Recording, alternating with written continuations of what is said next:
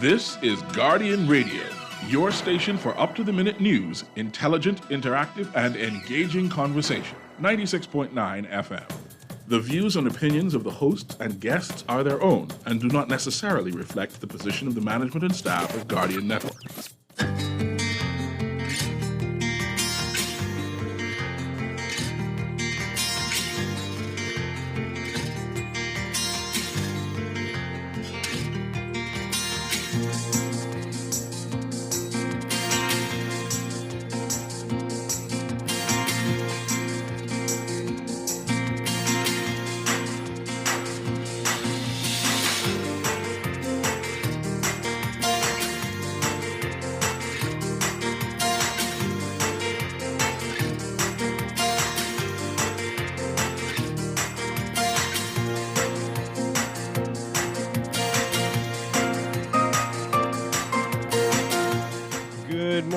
Vaccinated travelers will have to test before coming to the Bahamas as the country records more than 2,000 cases in July. And one health expert is predicting a worsening pandemic without further action. And all the latest from Tokyo and Team Bahamas. It's all straight ahead this morning. I'm Dwight Strachan, and this is Morning Blend. It's a new day. Wake up, it's a new day. It's the start of a new way. You know that it's there. It's the start of the end of the old way. Revolution. Wake up, it's a new day. Wake up, it's a new day.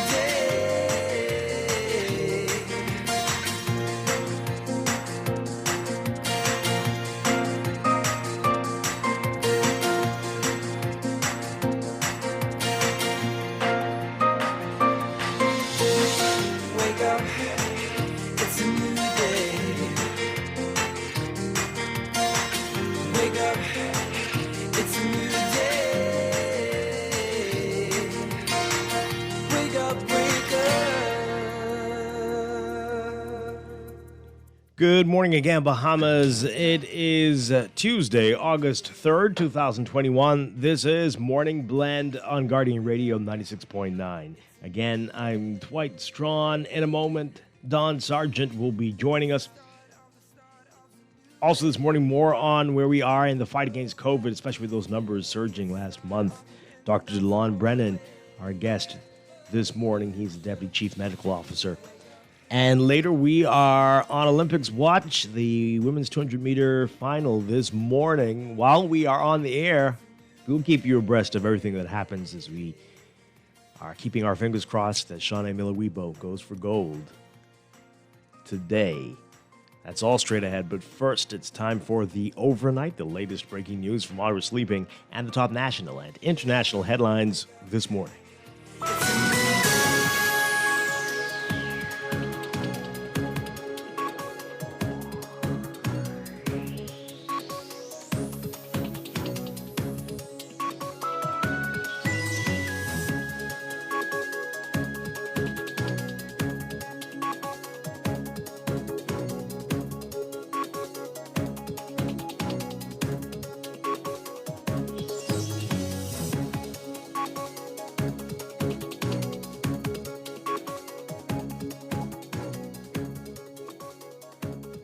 In the overnight, just over a week after Minister of Health Robert Wells defended the competent authorities' decision not to require vaccinated travelers to test for COVID-19 before entering the country, the Office of the Prime Minister releasing a statement reversing course.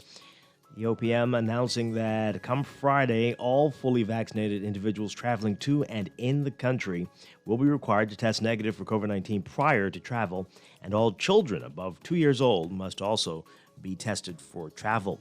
The new policy announced yesterday mandates either a rapid antigen test or a PCR test for vaccinated travelers within 5 days of travel. There are no changes to the testing requirements for unvaccinated individuals wishing to enter the country. All travelers who are 12 years and older and who are unvaccinated will still be required to obtain a PCR test taken within 5 days of travel to the country. All children between 2 and 12 will also be required to obtain a negative rapid antigen or PCR test result no more than 5 days old to travel to the country, and all children under 2 are exempt from any testing requirements. The statement yesterday noting that cruise travelers will be subjected to testing requirements mandated by the cruise line and approved by the competent authority. Since April, fully vaccinated people have been exempted from all travel-related testing requirements in the country, with cases rising notably in recent weeks and just over 10% of the population vaccinated. Many people have been critical of the decision not to require COVID tests for fully vaccinated travelers, given that they could still catch and spread the coronavirus. As concerns mounted that the highly transmissible Delta variant could be imported, many called for the policy to be revised. At a Ministry of Health press conference 11 days ago, Wells suggested that the risk of vaccinated travelers spreading COVID-19 was low, pointing to that as a reason for not requiring to test. But the director of the National HIV/AIDS and Infectious Disease Program, Dr. Nakia Forbes, saying yesterday it is wise to test fully vaccinated travelers. Meanwhile, with 2,185 new COVID cases recorded in the country in July, it was the worst month for new COVID cases in 2021 to date, as recent numbers indicate that the country remains in the latest surge. From Thursday to Sunday, officials confirmed 466 new cases. In the last week of July, 801 new cases were confirmed, nearly as many as were confirmed in the entire month of June. On June 30th, 163 new cases were recorded, the highest single-day count in the Bahamas since the start of the pandemic. Cases have increased each week since the start of the month, with 284 cases recorded from July 4th to July 10th. 401 cases from July 11th through 17th, and 553 cases from the 18th through the 24th. Again, 801 from July 25th through 31st. Of the cases in July, 1,709 were confirmed in New Providence, 191 on Grand Bahama, 107 on Eleuthera, 67 in Exuma, 49 on Bimini, 48 in Abaco, and 6 on Andros, 3 on the Berry Islands, 1 in Long Island, and 4 cases with locations still pending. 6 Americans were medically evacuated from Grand Bahama after testing positive for COVID-19 aboard Royal Caribbean's Adventure of the Seas. Royal Caribbean saying the guests tested positive during routine testing, which is required for all guests to return home.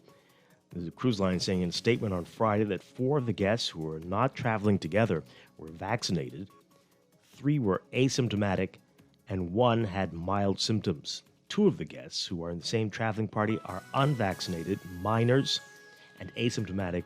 The guests were immediately quarantined, and their immediate travel party and all close contacts were traced and all tested negative. Royal Caribbean saying that each guest and their immediate travel parties disembarked in Freeport and separately traveled home via private transportation. Royal Caribbean saying that it was unable to confirm whether the 6 cases were that of the Delta variant.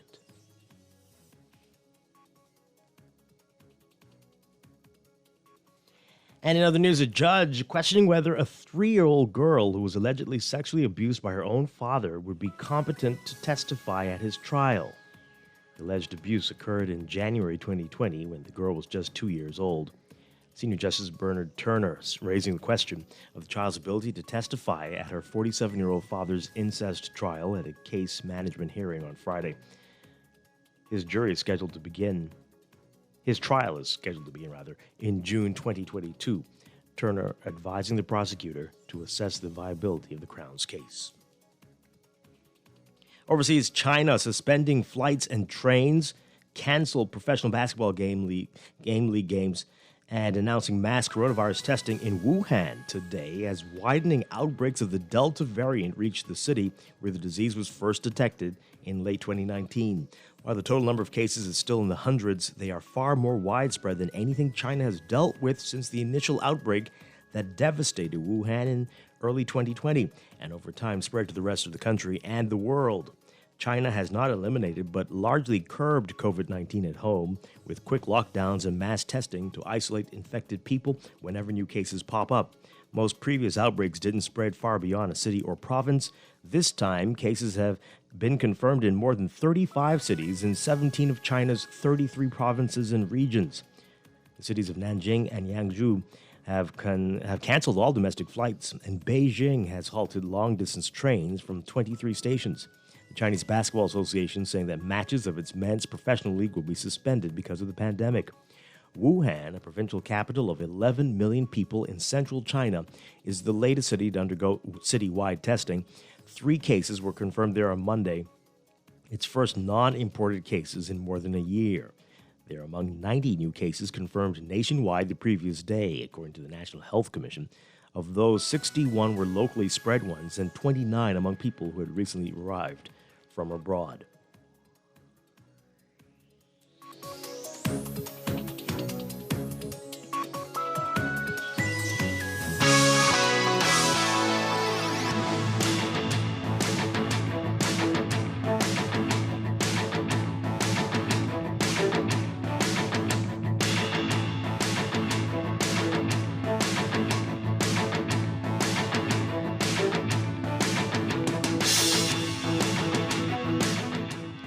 In sports, many Bahamians seeing action in the Olympics in Tokyo. It's been a long 5 years for Bahamian hurdler Devin Charlton qualifying for the 2016 Olympics, but not being able to compete because of injury, and then getting back to the Olympic stage this year.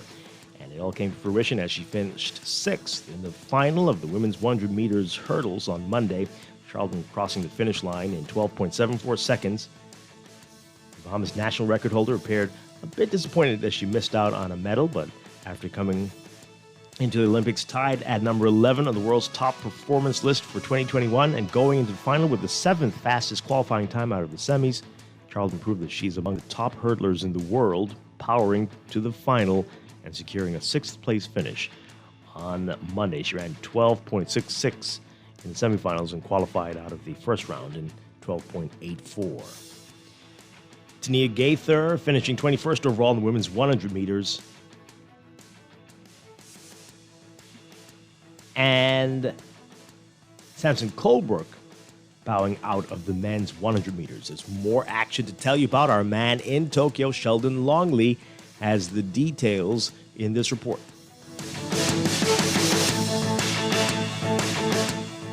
Good day, Bahamas. Sheldon Longley coming to you from the site of the 32nd Olympics here in Tokyo, Japan, and a pair of Bahamians making the final of their respective events. Stephen Gardner and Shawnee Miller, the men and women's 400 meters respectively. Stevie running a spectacular time of 44.14 seconds, cruising into the final. He will run out of lane 7 in the final. That's not going to come your way until Thursday. It's going to be Thursday night here in Tokyo at 9 p.m. It's going to be Thursday morning in the Bahamas at 8 a.m. So folks, you're going to have to get up early and watch that one. Thursday morning in the Bahamas, Thursday night here in Tokyo, 8 a.m. in the Bahamas, 9 p.m. Thursday night here in Tokyo. Stevens is going to run out of lane 7. Shawnee Miller also making the final of the women's 200 meters. She's going to run out of lane 9. That's going to come your way Tuesday morning at 8:50 a.m., which is going to be Tuesday night at 9:50 p.m. here in Tokyo. So once again, 2 Bahamians making the final of their respective events. Stephen Gardner in the men's 400 meters, Shawnee Miller in the women's 200 meters. Stephen is going to run out of lane 7 on Thursday, and Shawnee is going to run out of lane 9 on Tuesday. Also yesterday, Anthony Strachan, she failed to make the final of the women's 200 meters. She ran a time of 22.56 seconds. It was the season's best time for her, but it was only good enough for third in her semifinal heat, and she finished 11th overall.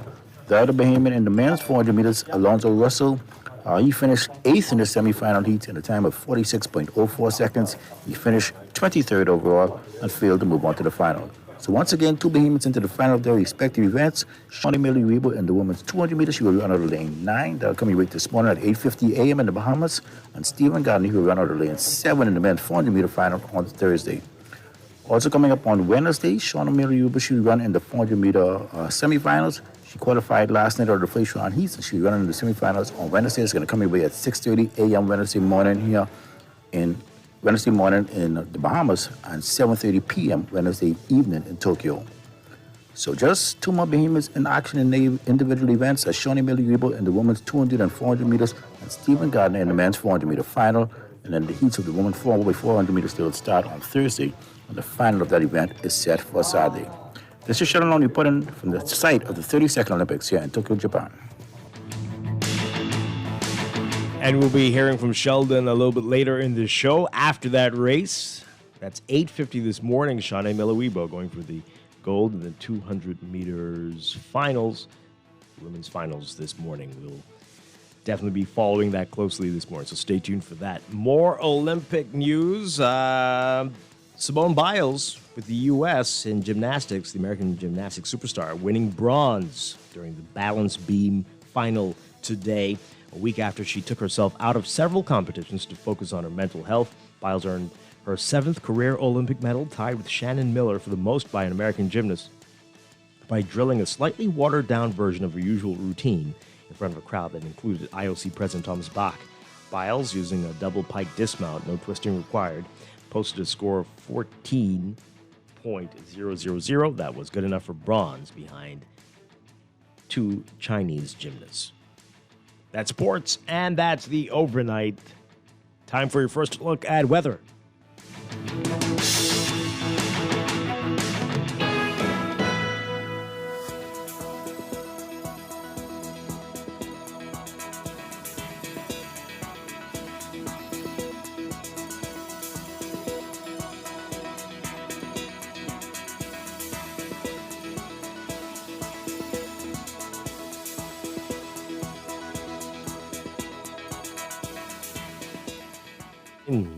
In your weather report today, we've got an elongated upper-level low meandering over the Bahamas, interacting with deep tropical moisture. That's going to maintain a wet pattern across portions of the northwest Bahamas today. Meanwhile, building high pressure will dominate weather elsewhere as the surface ridge maintains moderate to fresh breezes through tonight.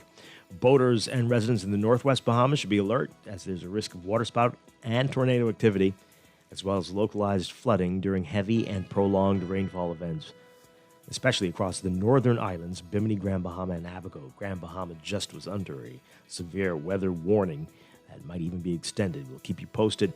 Beachgoers in the central and southeast Bahamas should exercise caution due to the risk of rip currents along eastern and southern shorelines. For the northwest Bahamas today, your forecast calls for partly cloudy to cloudy, warm and humid conditions with widely scattered showers and isolated thunderstorms, becoming variably cloudy with a few lingering showers and thunderstorms tonight. Showers may be locally heavy, storms strong to severe at times, especially across the extreme northwest Bahamas through to early this afternoon. Expect gusty winds and higher seas in or near heavy showers and thunderstorms. Wind southeast to south at 10 to 15 knots, occasionally falling light and variable at times, seas 2 to 4 feet. For the central and southeast Bahamas, partly sunny, hot and breezy with light passing showers and slight chance of a few isolated showers and thunderstorms today, becoming fair to partly cloudy, warm, and a bit breezy with a few isolated showers tonight. Small craft caution is in effect. Winds east to southeast at 15 to 20 knots, seas 4 to 6 feet. Temperature-wise, look for highs getting up to around 88 Fahrenheit, 31 Celsius. That should tell you about how much rain we're expecting today. Lows tonight getting down to about 75 Fahrenheit, 24 Celsius. That's your first look at weather this morning. We'll have your extended outlook and a look at the tropics coming up after traffic in just a bit.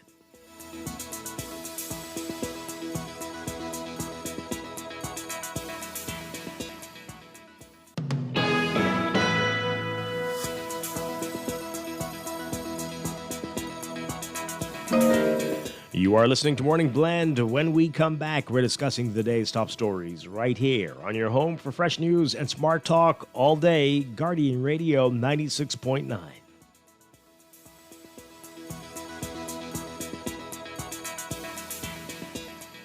Technology serves to make our lives better, so why not your business too? At Custom Computers, we've been maintaining our knowledge and relationships with top tech companies since 1987 and carry only the most trusted brands like Apple, Microsoft, HP, and more. No company has helped more businesses build reliable IT systems than Custom Computers. You name it, we've done it. Call 396-1101 to talk to any of our business experts. Find trust in your tech. Count on Custom Computers. It's so summer with Esso, and that's why we're giving away thousands of dollars in fuel, food, and other fun prizes every week. Simply fuel up at $25 or more. Enter using your receipt, and you could be a winner this summer with Esso. Terms and conditions apply. Visit bettergasmileage.com/its-so-summer or our Facebook page for details. Promotion ends August 29th, 2021. It's fun! Food, fuel, and other great prizes every week. The Esso brand is a trademark of ExxonMobil Corporation and is used under license. This is Guardian Radio, 96.9 FM. Fresh news, smart talk, all day. Wake up, it's a new day. Wake up, it's a new day. It's the start of a new way. You know that it's here. It's the start of the end of the old way. Revolution. Wake up, it's a new day. Wake up, it's a new day.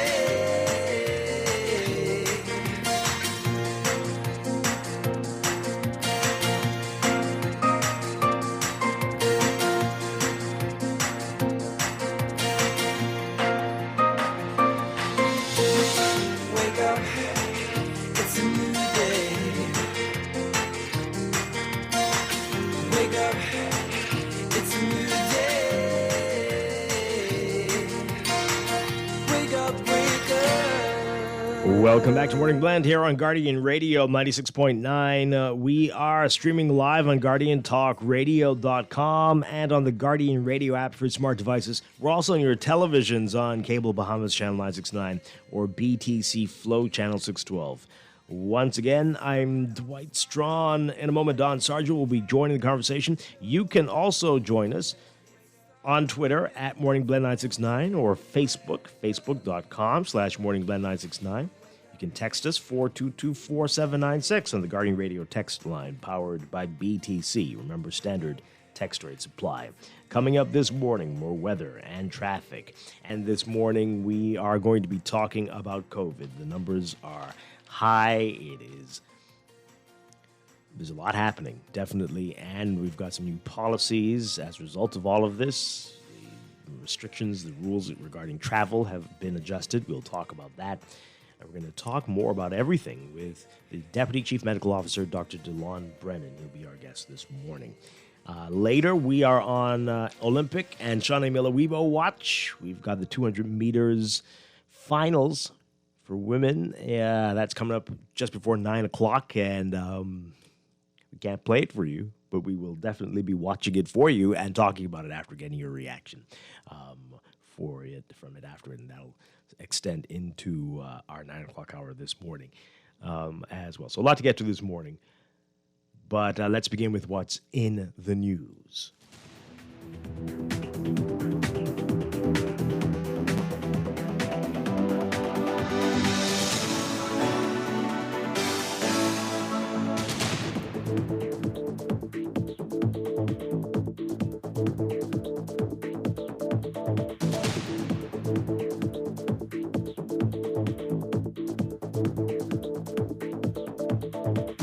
And Don Sargent is with us. Good morning, Don. Great to have you with us as always.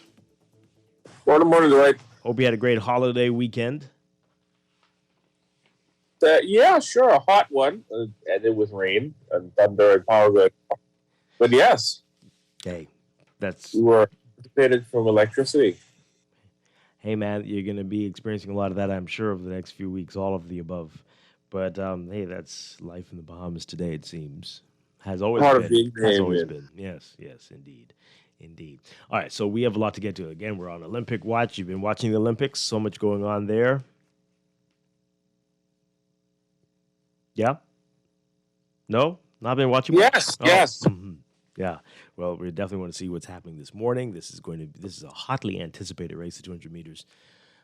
So many of the best in the shorter sprints, the races are taking part in this, and every country is claiming that their person is going to win. But we all know Shaunae's got this one, right? Yes, we believe. We believe. So we're watching that this morning, very, very much on the edge of our seats for this one. And we know she can do a double gold. She will in the 400 as well. So we're going to keep you posted on that one. That's coming up. But, of course, the big story is COVID, what's happening. The numbers are frightening. And more than 2,000 COVID cases in July.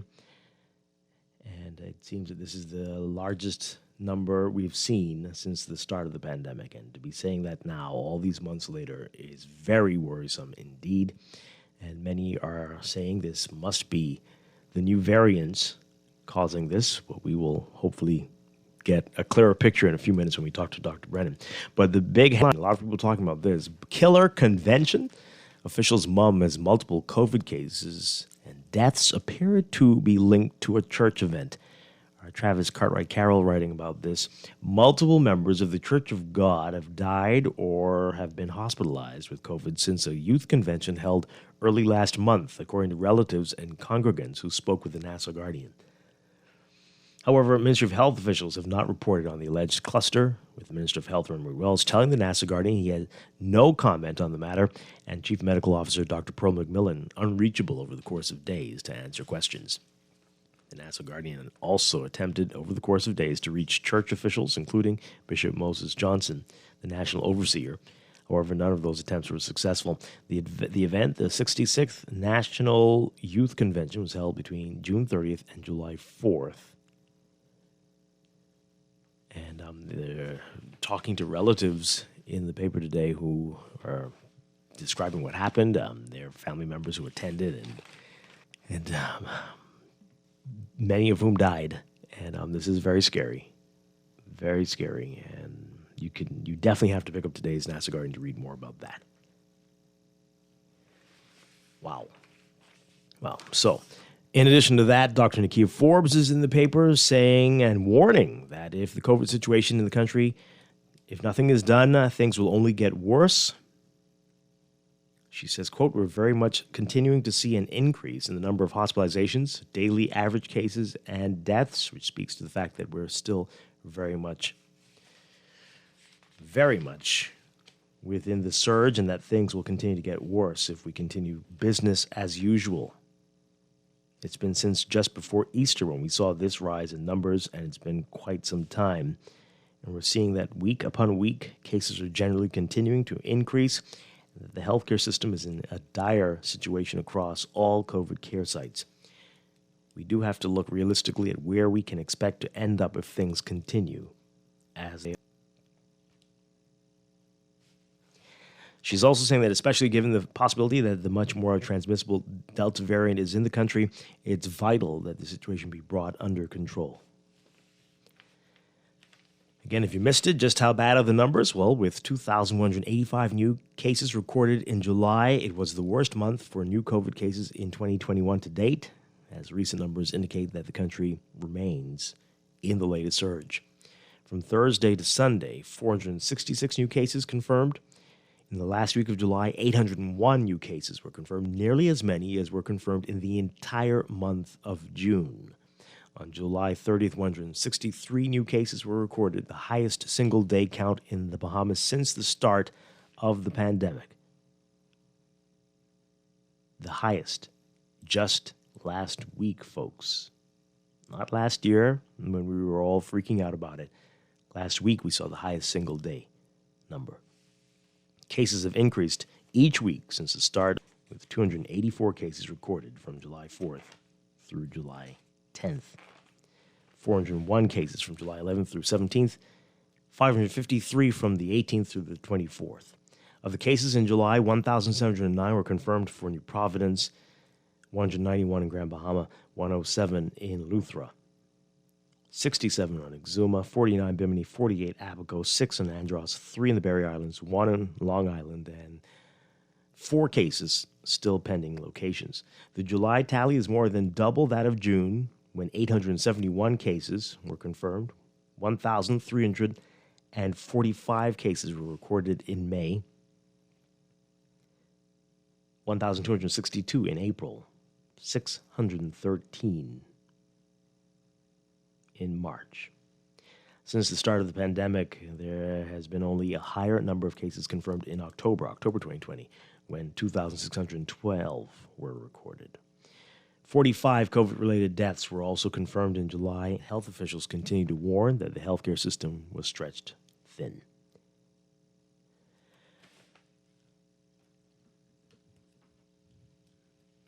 Yeah.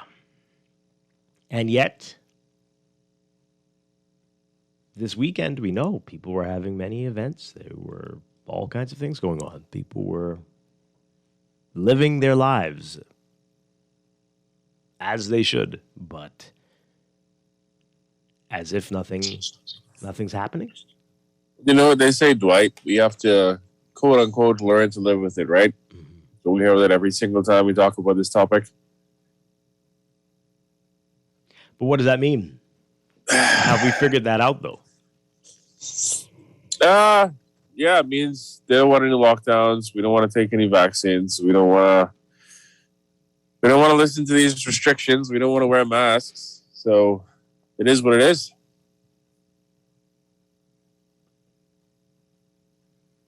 I guess that's what it means, because that's what's been happening. You know.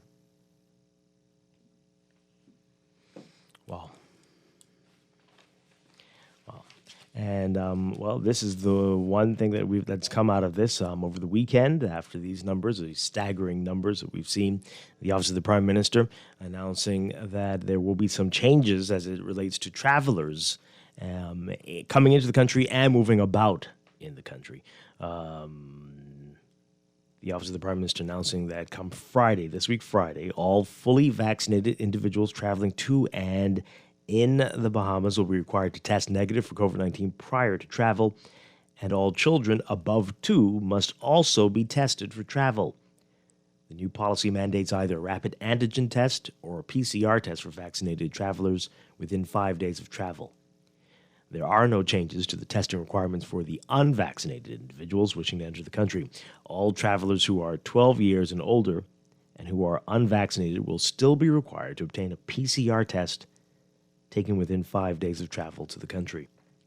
All children between 2 and 12 will also be required to obtain a negative rapid antigen or PCR test no more than 5 days old to travel to the country. All children under 2 are exempt from any testing requirements. Now, that statement noted that cruise travelers, they are going to be subjected to the testing requirements mandated by the cruise line and approved by the competent authority. Now, this comes after a lot was made about this. People asking on this show a lot and asking the Minister of Health as well, what about this? Why are we allowing people to enter the country without testing? Right. Now, many people have been critical of the decision not to require COVID tests for fully vaccinated travelers, given that they can still catch and spread the coronavirus. That was what we were told. If you're fully vaccinated, you will no longer be required to test. Concern as the Delta variant is more transmissible, is highly transmissible, and could be imported. Many have called that policy unwise. Health Minister Wells was asked about this just a few days ago, especially after Dr. Nakia Forbes said that it will be wise to test everybody. So here we are. Come Friday, this will change.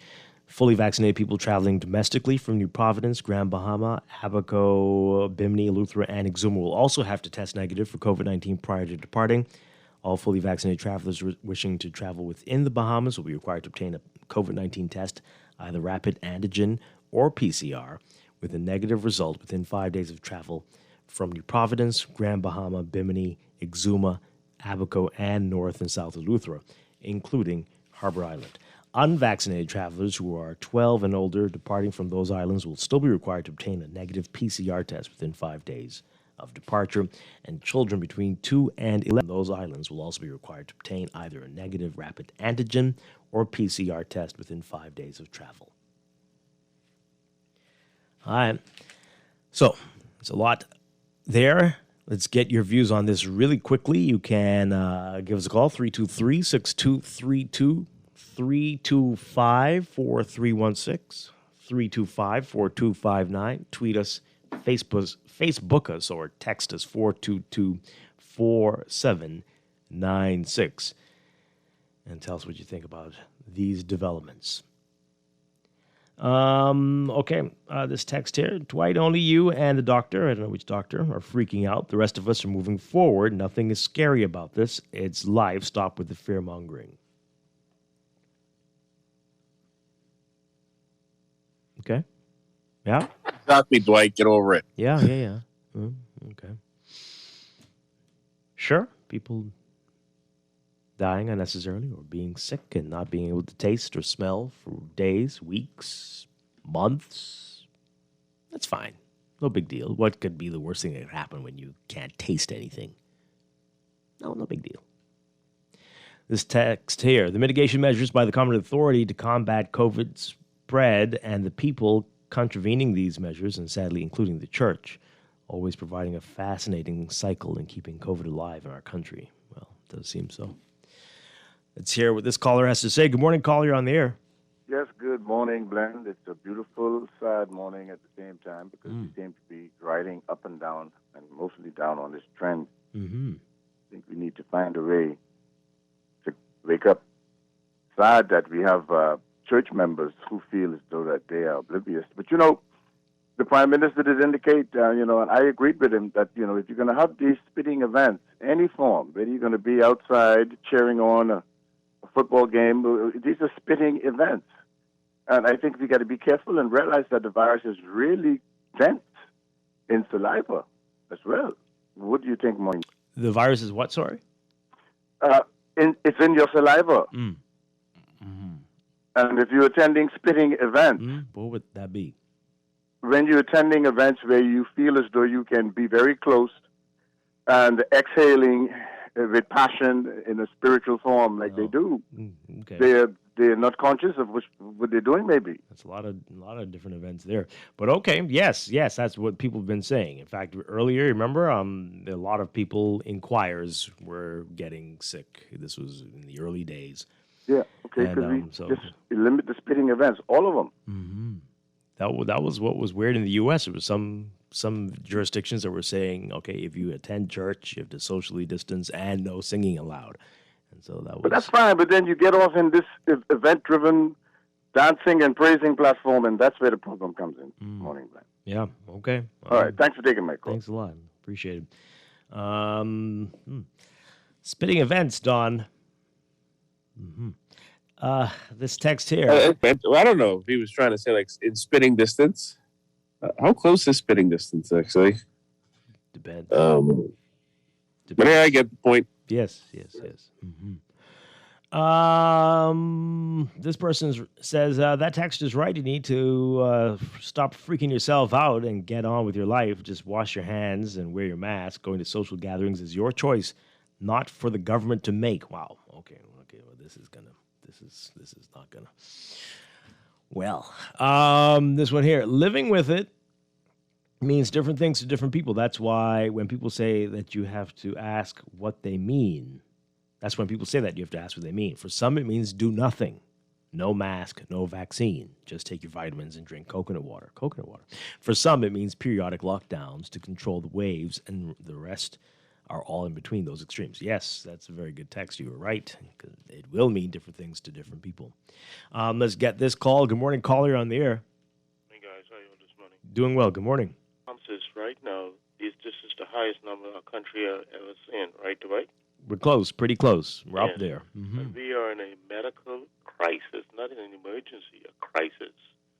And I think we need a person like Dr. Nakia Forbes at the hand who's really telling us the truth. Because, it's good for our economy to be open, but right now our people are dying. So we need to take some more stringent measures at this time. You remember I called last week and told you about those particular clubs on that particular street, right? I passed there yesterday and 2 days ago. Listen, the young people going into this club from the outside, going to the gate, no mask. That is totally wrong, man. we're talking about the church. Yes, the church measures have been to 1 hour up to last week. But places like those clubs need to be closed at this time, okay? Because the young people are flocking to those young people. But I'm saying to you, those places should have taken stringent measures. If persons want to come from the outside, they should have someone from the outside observing those places and tell them, in order to enter, you have to put on your mask. Mm-hmm. But I think those places need to be closed at this time. Yep. Thank you. Yep. Thank you very much. Yeah, you called about this last week. It is functioning like a club. You're right, but it's not technically a club, and those are the things that have been ordered to be closed. Indoor bars and clubs. But if you are, quotation mark, restaurant and outdoors, But yeah, we've got quite a few of those happening, and it's definitely part of the problem, definitely.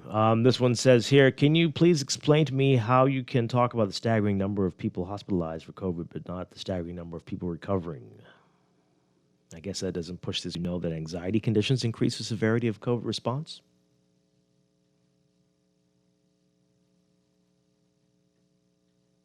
That's right, Dwight, pushing this narrative. Why does everything always have the sun? I'm not saying that's just the person saying, but anytime we talk about the subject, it's like half of the things sound like conspiracies. As people make it sound like we're pushing conspiracies. I say I always find it to be very bizarre. Hey, I said it earlier, right? Recovery, after a certain number of weeks, you're considered recovered. But talk to those people. How many of them are the same? Right? And as people keep saying about the vaccine, also, we don't know about the virus. What will be the long-term effects? How will you be a year from now after getting COVID, right? We don't know yet. So, salt water and coconut water can't fix. Okay. Recovery is a very interesting word.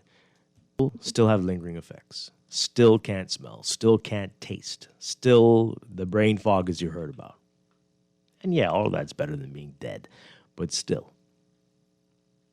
So, yeah, if more people recover, everybody knows this. Come on. We don't need to be talking the same things we've been talking about since last year, okay? I don't know if you folks like to just repeat that same stuff over and over and over.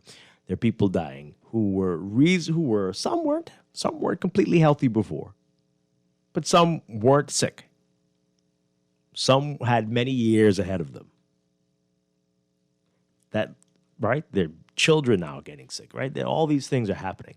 So it's fine. The few that we've lost, it's right. That's tiny. Who cares? Yeah, let's just move on to talk about the Olympics all morning. That's what you'd rather do. Yeah? All right. Call in, folks. 323-6232. 325-16. 325-4259. Tweet us, Facebook us, text us, 422-4796. This text here, more negative virus confusion. We need smart solutions and less doom and gloom scenarios. Yeah, we'll come up with them because the rest of everybody else doesn't seem to know. You got any? Let's share. Let's do it. Let's do it. We need the solutions. We really do. This person keeps saying this. Is the same one who asked about the recoveries and stuff. I had COVID and I recovered from it. It was a 24-hour bug. Well, then we need to study your genes because you are very unique. Bring yourself forward so we can test you to see what's special about you, Incredible Hulk. Come forward, please.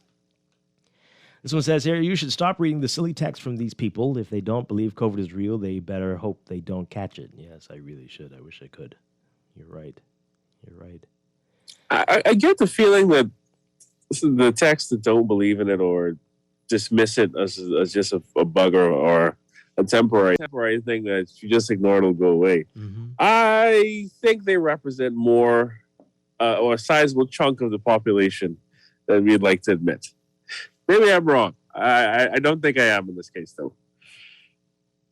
Yeah. This one says here, good morning, Dwight. That story in the National Guardian is the main reason nobody trusts the health officials and the worthless government. Oh, boy. due to the holding of information that should be brought to the public. Okay, I hear you. I mean, it's hard to really draw the concrete conclusions. A lot of coincidences there, and yes, obviously there's a link there, obviously. But hey, you've been told before. Be very careful. Limit the number of people that you're indoors with, especially people who aren't in your circle, right? How big was this thing? It sounds like a whole heck of a lot of people were there. Why? This was designed, this was going to be a problem. You know this. At some point, you have to start saying, I'm putting myself in danger here, whether this is an approved event or not. So yes, fine, you could blame the government, but at some point, you do have to take responsibility as well. At some point. But hey, yeah, I understand. Where everyone's distrusting now. Everybody's distrusting. This text here, the church people won't stop going to church. The clubbers won't stop clubbing. Others won't take the vaccine. If you take the vaccine, you still can transmit it. So let the chips fall where they may. Yes, Dwight, freaking out will not stop the virus. Hence, we move on and count our dead. Oh, my good gracious. Have you forgotten that last year the reason we went into lockdowns was to stop collapse of the medical system and that the hospital was overrun and that they didn't have enough staff? Do we forget about all those things, or we just don't give a crap? Which one is it? Well, they don't care because that's the way of the world. People have, so yeah, whatever. All right, let the bodies hit the floor and move on. I guess that's what people want. Just bury them. That's all. But they ain't even doing that because remember, it was the last week they said they had 200-something people inside the morgue because families weren't picking them up, which also happened last year as well because people just would drop their family members off to the hospital and leave the hospital there to basically be daycare for their elderly family members. Oh, we forgot about that too? Wow.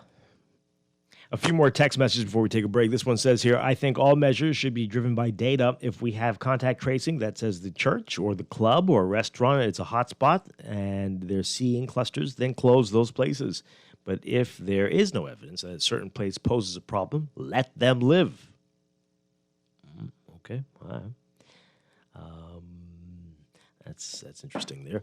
This one says here, the numbers will go up because a friend of mine from Florida called complaining about Bahamians in the U.S. for the holiday weekend in Florida up and about without masks. Well, go, okay. Well, it's been a lot of people from that part of the world here, too, up and about without masks. So we're all going to do it to each other. Yes. That's serious stuff, boy. All right. Let's take that call before we take a break. Good morning, caller. You're on the air. Hello, Dwight. How you doing? Doing well. And your co-host. I'm just wondering what negative people like Anton Thompson and Dwight them going to say now when this vaccine reached here this morning because they were so negative about it. Oh, the government cannot get the vaccine. They couldn't get the vaccine unless the people send the vaccine. The company they pay for the vaccines. Send it. That they couldn't understand. They make it sound like they're making the vaccine in Freeport or Long Island, and then we got to wait till the people in Long Island or Freeport send the vaccine.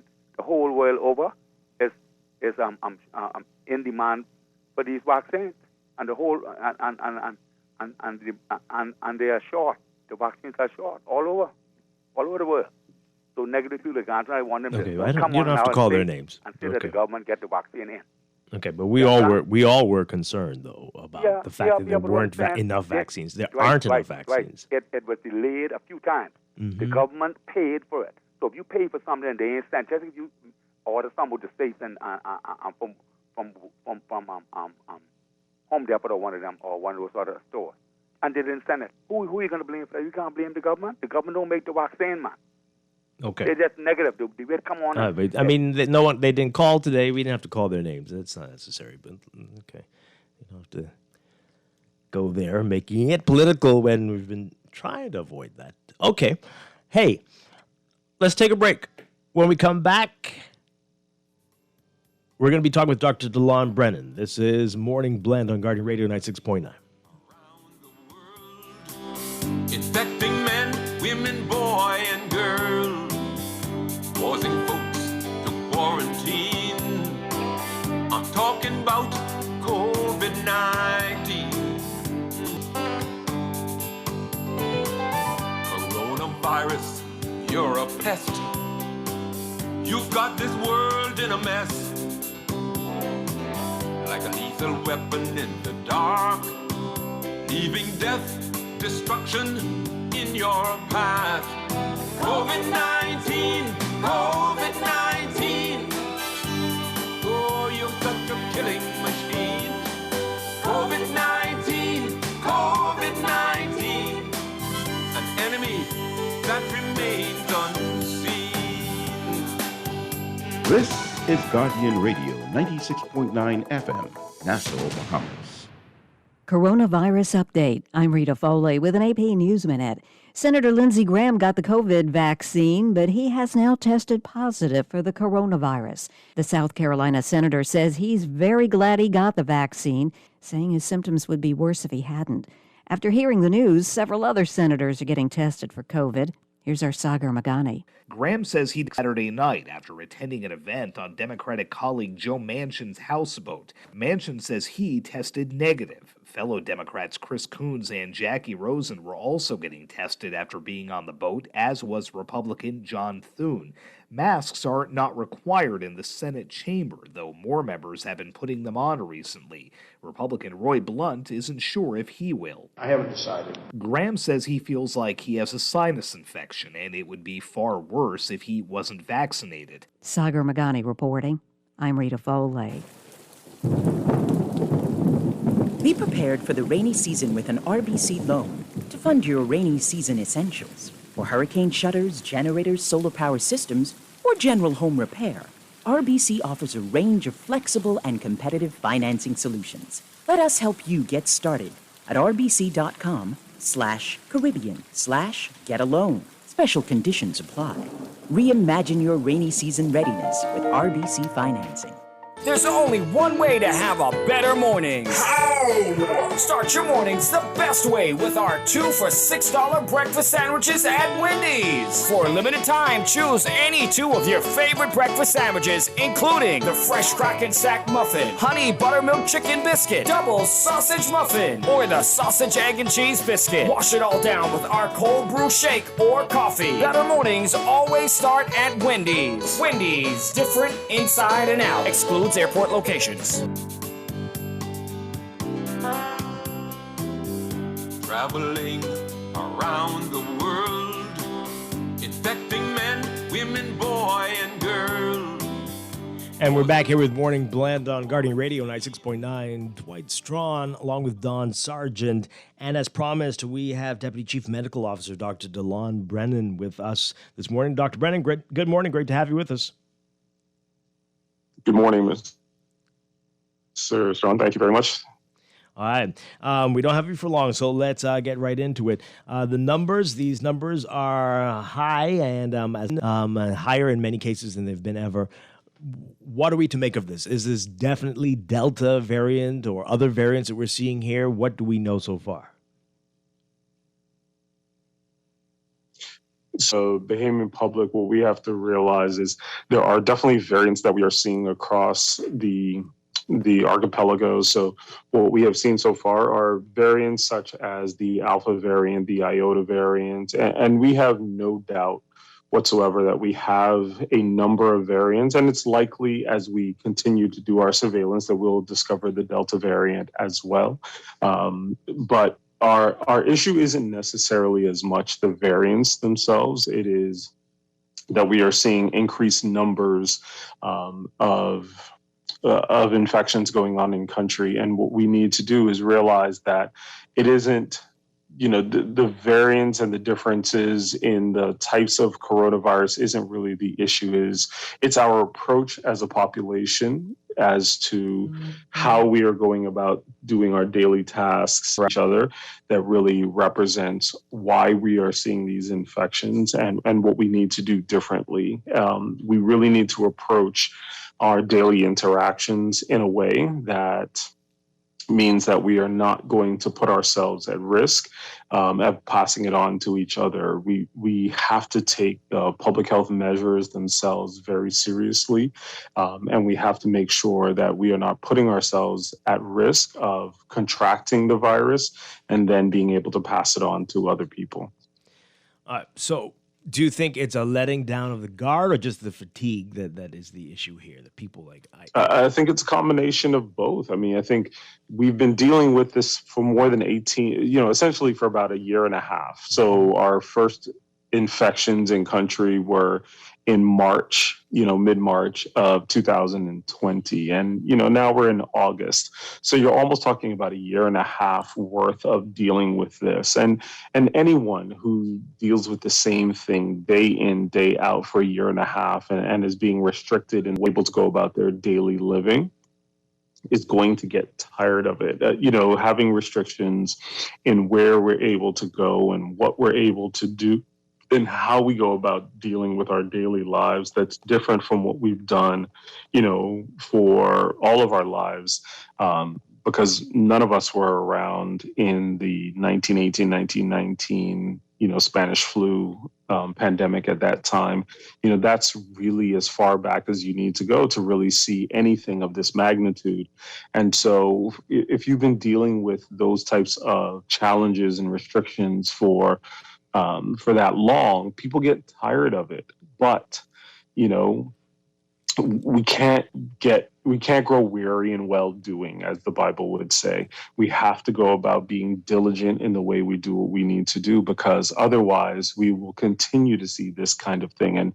And this is a part of, the growth in cases is really a reflection of us seeing a change in behavior and a change in our approach. Let our guard down now. We have to continue to be diligent, because if not, then we will continue to see these rises in cases. And unfortunately, with rises in general numbers of cases comes general rise in the number of people who need to be hospitalized. And with that becomes a rise in number of people who are dying because of this disease. I want to go deeper into the numbers that we're seeing. We're hearing lots of rumors, people saying that, this person had COVID before and now they have it again. How many of these numbers that we're seeing, these new numbers, these are reinfections? Sure. So the Ministry of Health is also tracking those numbers of reinfections. So the challenge becomes, in order to really say that someone has been reinfected, we need to be able to say, okay, that person not only had disease in the past, but had fully recovered from disease. And then, once they had been fully recovered from disease, had a time of being disease-free, and then was reinfected. There's definitely, we're seeing individuals who are showing up as positive twice, and their infections are unfortunately, more than 3 months apart. And so in that instance, just in a general epidemiological sense, that would be considered a reinfection. Now, if you really want to be, truly scientific about it, you really need to have enough genetic testing the first time to say, hey, this person was infected with disease. We can see which virus it was, which strain of virus, genetic material, and then the testing that showed that they were disease-free. And then when they started to have symptoms again or were re-exposed and you tested them and they tested positive, you have genetic material that says this infection is separate and apart from the type of infection they had the first time. Now, that level of testing is not available in country, but despite all of that, what we're able to see is persons who've had, who were tested as positive once, were more than 3 months out from having tested positive, were asymptomatic, and then test positive a second time. We're counting those as reinfections. But what I will say is that does not represent a significant number of our infections in country. Honestly, that represents less than 1% of the infections that we're seeing in country. A lot of what we're seeing is persons who have been infected that are brand new infections. And so that's a big part of what we are seeing right now. Individuals who had had done well, who had not been infected, of the pandemic in country. Those individuals had been protecting themselves and wearing a mask and socially distancing and the like. And unfortunately, we're now seeing that they, whether it's them or their neighbors, their community members, their family members, have let the guards down, are not taking the same level of public health interventions, and now are exposing themselves and unfortunately being infected at this time. Mm-hmm. All right, so I want to talk more about that in a second, but you mentioned the level of testing that would be necessary in order to fully understand what's going on with the reinfections. All right, so I mean, this sounds like a simple question, but why aren't we doing that? And isn't this the time to be doing this so that we can have a better picture of what exactly is happening in our country as opposed to relying on what other countries have been seeing? Sure. And I think, we are a small country, a small, a small economy, and we are doing what we can. So we do have some level of screening when it comes to the genetic material that are in the infections that we are seeing. We do, some screening in general of variants, so that we can tell in the differences, from native coronavirus infection to the variants that are happening in countries. So we do have some of that going on, and we also send out samples from the country, and we send them out to, with our partners at the Pan American Health Organization. And with sending those out, we are also seeing that we have we're seeing the Alpha variant, the Iota variant, and no doubt from some of the samples that we are sending out currently, we will likely see that we have some of the Delta variants and others as well. So we are doing some of that testing, and we are building up our genetic testing capabilities in country to be able to see some of those variants as well. So absolutely, as we continue to expand our capacity, we will be able to see more and more those, that level of nuance when it comes to virology and the subtle differences between each of them.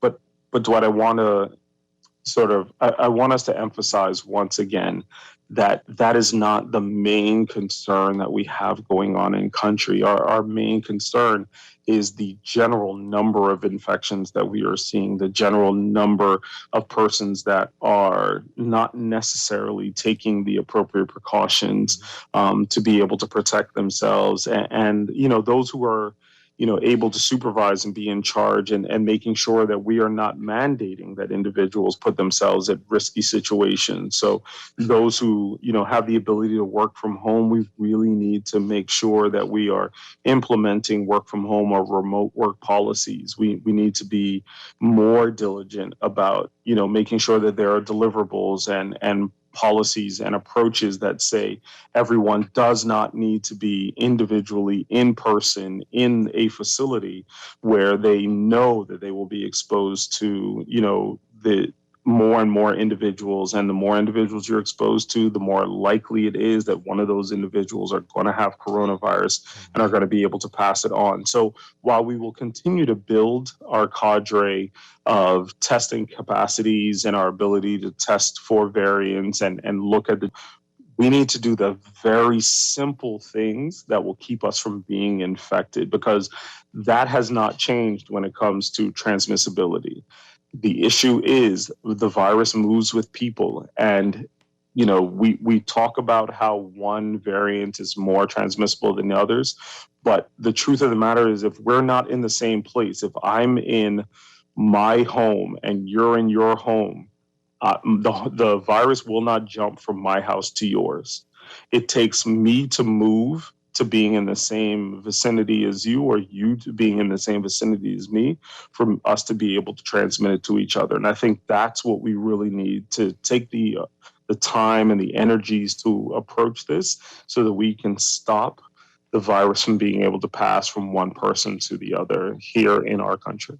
So what needs to happen? Does the messaging need to change? Do we need lockdowns? Because all morning long we've been getting messages on this show about how People have to live their lives. We have to learn to live with it.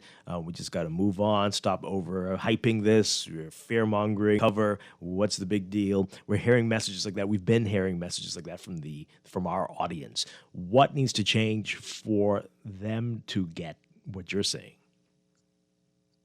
Sure. And the very interesting part of that is, we find all the time that individuals are waiting for the powers that be, whether that's the, in air quotes, the government, or you're waiting for the competent authority, or you're waiting for the Ministry of Health, or you're waiting for your boss or someone to tell you that you are restricted and you are, you have to do this in order to approach it. No, this isn't a top-down approach at all times. Sometimes it takes us being personally responsible for us to be able to address this issue in country. And so that's what we want persons to understand. It really is going to be on us. It is going to be each of us doing what is necessary. We know we should be wearing a mask. It shouldn't be that, you're waiting for the COVID enforcement force, the authorities at your workplace or at, a social venue that you're going to tell you that you should be wearing a mask. You should wear that mask. If you see that there are more than what should be a comfortable number of people who are congregating in a particular place, then take it upon yourself to say, I'm not going to join that group and be in a place that will pass it on to me. A lockdown shouldn't be required for us to take personal responsibility and say, I'm not going to put myself in that environment. So this isn't a, let's wait for someone to give me restrictions so that I can complain that there are restrictions in place. If you know that, let's say, for example, somewhere like Florida is the epicenter of infections that are currently going on in the United States, then why go? Travel is transiting through Florida. People are going there for vacation. They're going there to shop and the like, and coming back and unfortunately being infected. And they're taking it upon themselves to say, while I'm there, while in Rome, do what the Romans do. Why? You're putting yourself at risk. We are going to, unfortunately, see more and more transmission of disease when we don't take it seriously. We need to take the approach that I'm not going to put myself at risk. I'm not going to put my family at risk. I'm not going to put my community members at risk. And yes, it does seem like it is taking forever for us to get this underway or under control. But the thing is, this is on us. This doesn't take someone else coming in to tell us that this is what needs to be done. We have to take it upon ourselves to realize that that is the concern. That is the challenge. We have to do something about it. And so, we can't be tired of looking at and dealing with these issues, because when we do, we let our guard down. And when we let our guard down, that's when we see an increase in infections. And unfortunately, that's what we're seeing right now. Mm-hmm. Wow. The other rampant rumor is that there are people who are vaccinated, fully vaccinated, coming down with infections. Let's talk about that. How many cases like that are we seeing? So is not, however, a significant number. The last time we looked at it, it still represents less than 5% of what we're seeing in country is persons who've been vaccinated who are still getting infected. And most startlingly is when we start to look at some of the issues that come with hospitalizations. When we look at the deaths, it shows you over and over again that it is unfortunately, it's individuals who have not been vaccinated who are suffering most from this. The last time we checked, there were no individuals who had been vaccinated who were currently hospitalized. That changes from day to day. We have more than 100 people on a daily basis in country who are hospitalized from COVID-19. You just look at the numbers that are released by the Ministry of Health and you'll see that we have, 100, 103, 96, it hovers around that number, and it's been doing so for the past week or so. So we have a significant number of people, but the last time we looked at those numbers, there were none of those individuals who had been fully vaccinated against COVID-19. And so you may get one or two here and there, but it really is that most of those people are not fully vaccinated. And then when it comes to deaths, we're also seeing that there have been none of the individuals who have died that were 2 doses in and more than 2 weeks out from their vaccine. Those individuals are just not dying from COVID-19. And so, we have to see and believe. We are very skeptical when it comes to the numbers. We're very skeptical when it comes to reporting, but we ask for these to us as a populace. So when those numbers are, gathered and those numbers are provided, we have to then take that information and use it for our best approach. And so given that issue, we need to take an approach that says, if we ask for these numbers and we see that individuals who are fully vaccinated are not being hospitalized and not dying, then we need to use that information to change our behavior and make different approaches. Yeah.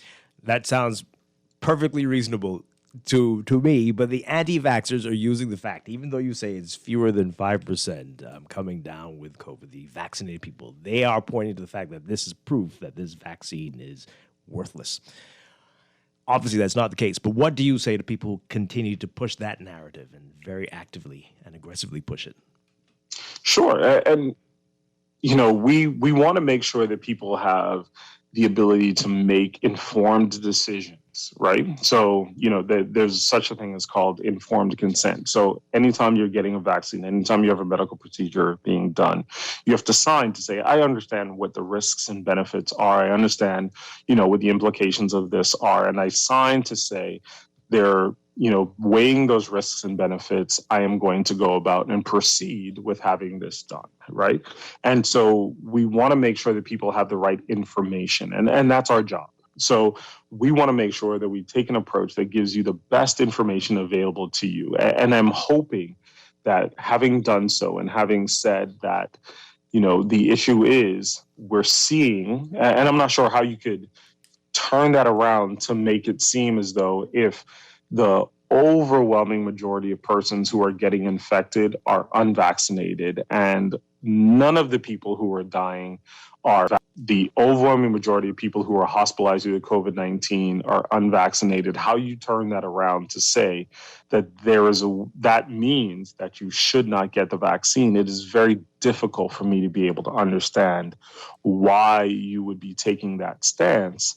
But I want you to be able to have some dialogue, have conversation, use real information, not conjecture, not supposition, not the theories. And granted, I am fully aware of issues like the Tuskegee experiment. I understand that for a very long time, the medical institution or the medical world has not necessarily been as forthright about information and their approaches to research and science as we should have been, in the past. And that is definitely something that people should keep in mind.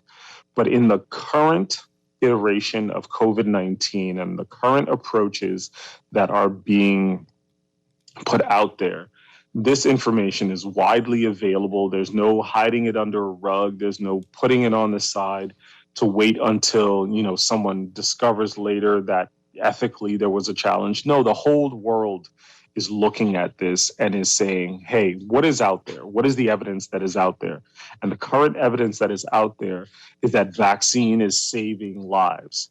Now, does it do everything that we would have wanted it to do? Absolutely not. The virus is extremely smart. The virus is doing what genetically viruses will do. It is changing itself to try to survive. That's what we expect for anyone to do, right? And we have the ability to be able to shut out the virus passing on from one person to another and ending up with all of these variants. The way you do that to the virus, they then don't pass it on to someone else. So once the virus dies off in that person, then it doesn't pass on to someone else. Variants or not, if that person doesn't pass it on to someone else, we won't see the evolution of the virus happening. It will die off and we'll all be safe. But the issue is, we unfortunately are not taking that approach. So vaccinated and unvaccinated are taking wild chances with their health. And unfortunately, they are putting themselves at risk and in harm's way by putting themselves in a place where they can have the virus transmitted to them, or have them then transmit the virus onto other individuals. And it is, while the vaccine is great and it does great at protecting your personal health, that is a very selfish approach. That does not mean that you can then put yourself at risk because you are protected. You're not going to be hospitalized. You're not going to die.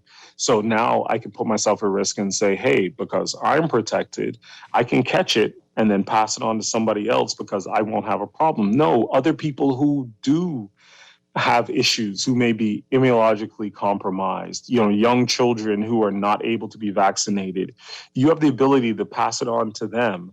And then they suffer from disease and have the potential to be hospitalized and die because they unfortunately can't even get vaccinated. So we need to be able to put ourselves in a place where each of us takes that personal responsibility and we say, I'm not going to. So, and this is not a preaching to the unvaccinated or specifically to them. This means everyone. So even if you have been vaccinated in the past, we want to make sure that you are putting yourselves in safe places and safe spaces and other in groups, that you don't put yourself at risk of getting the disease and then you don't then pass it on to someone else, because that is still continuing this pandemic in country, and we want to make sure that we stop it regardless. So I'm expecting the same behaviors, and you see some of the public health measures that are taking place in country that are not specifically related to vaccinated or unvaccinated. Yes, the vaccinated will do better,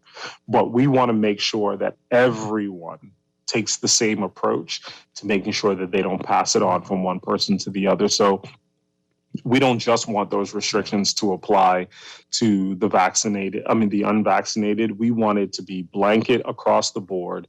Everyone gets protected and everyone will take it seriously and not take an approach where now they are putting others at risk. We know we only have you for about a minute more.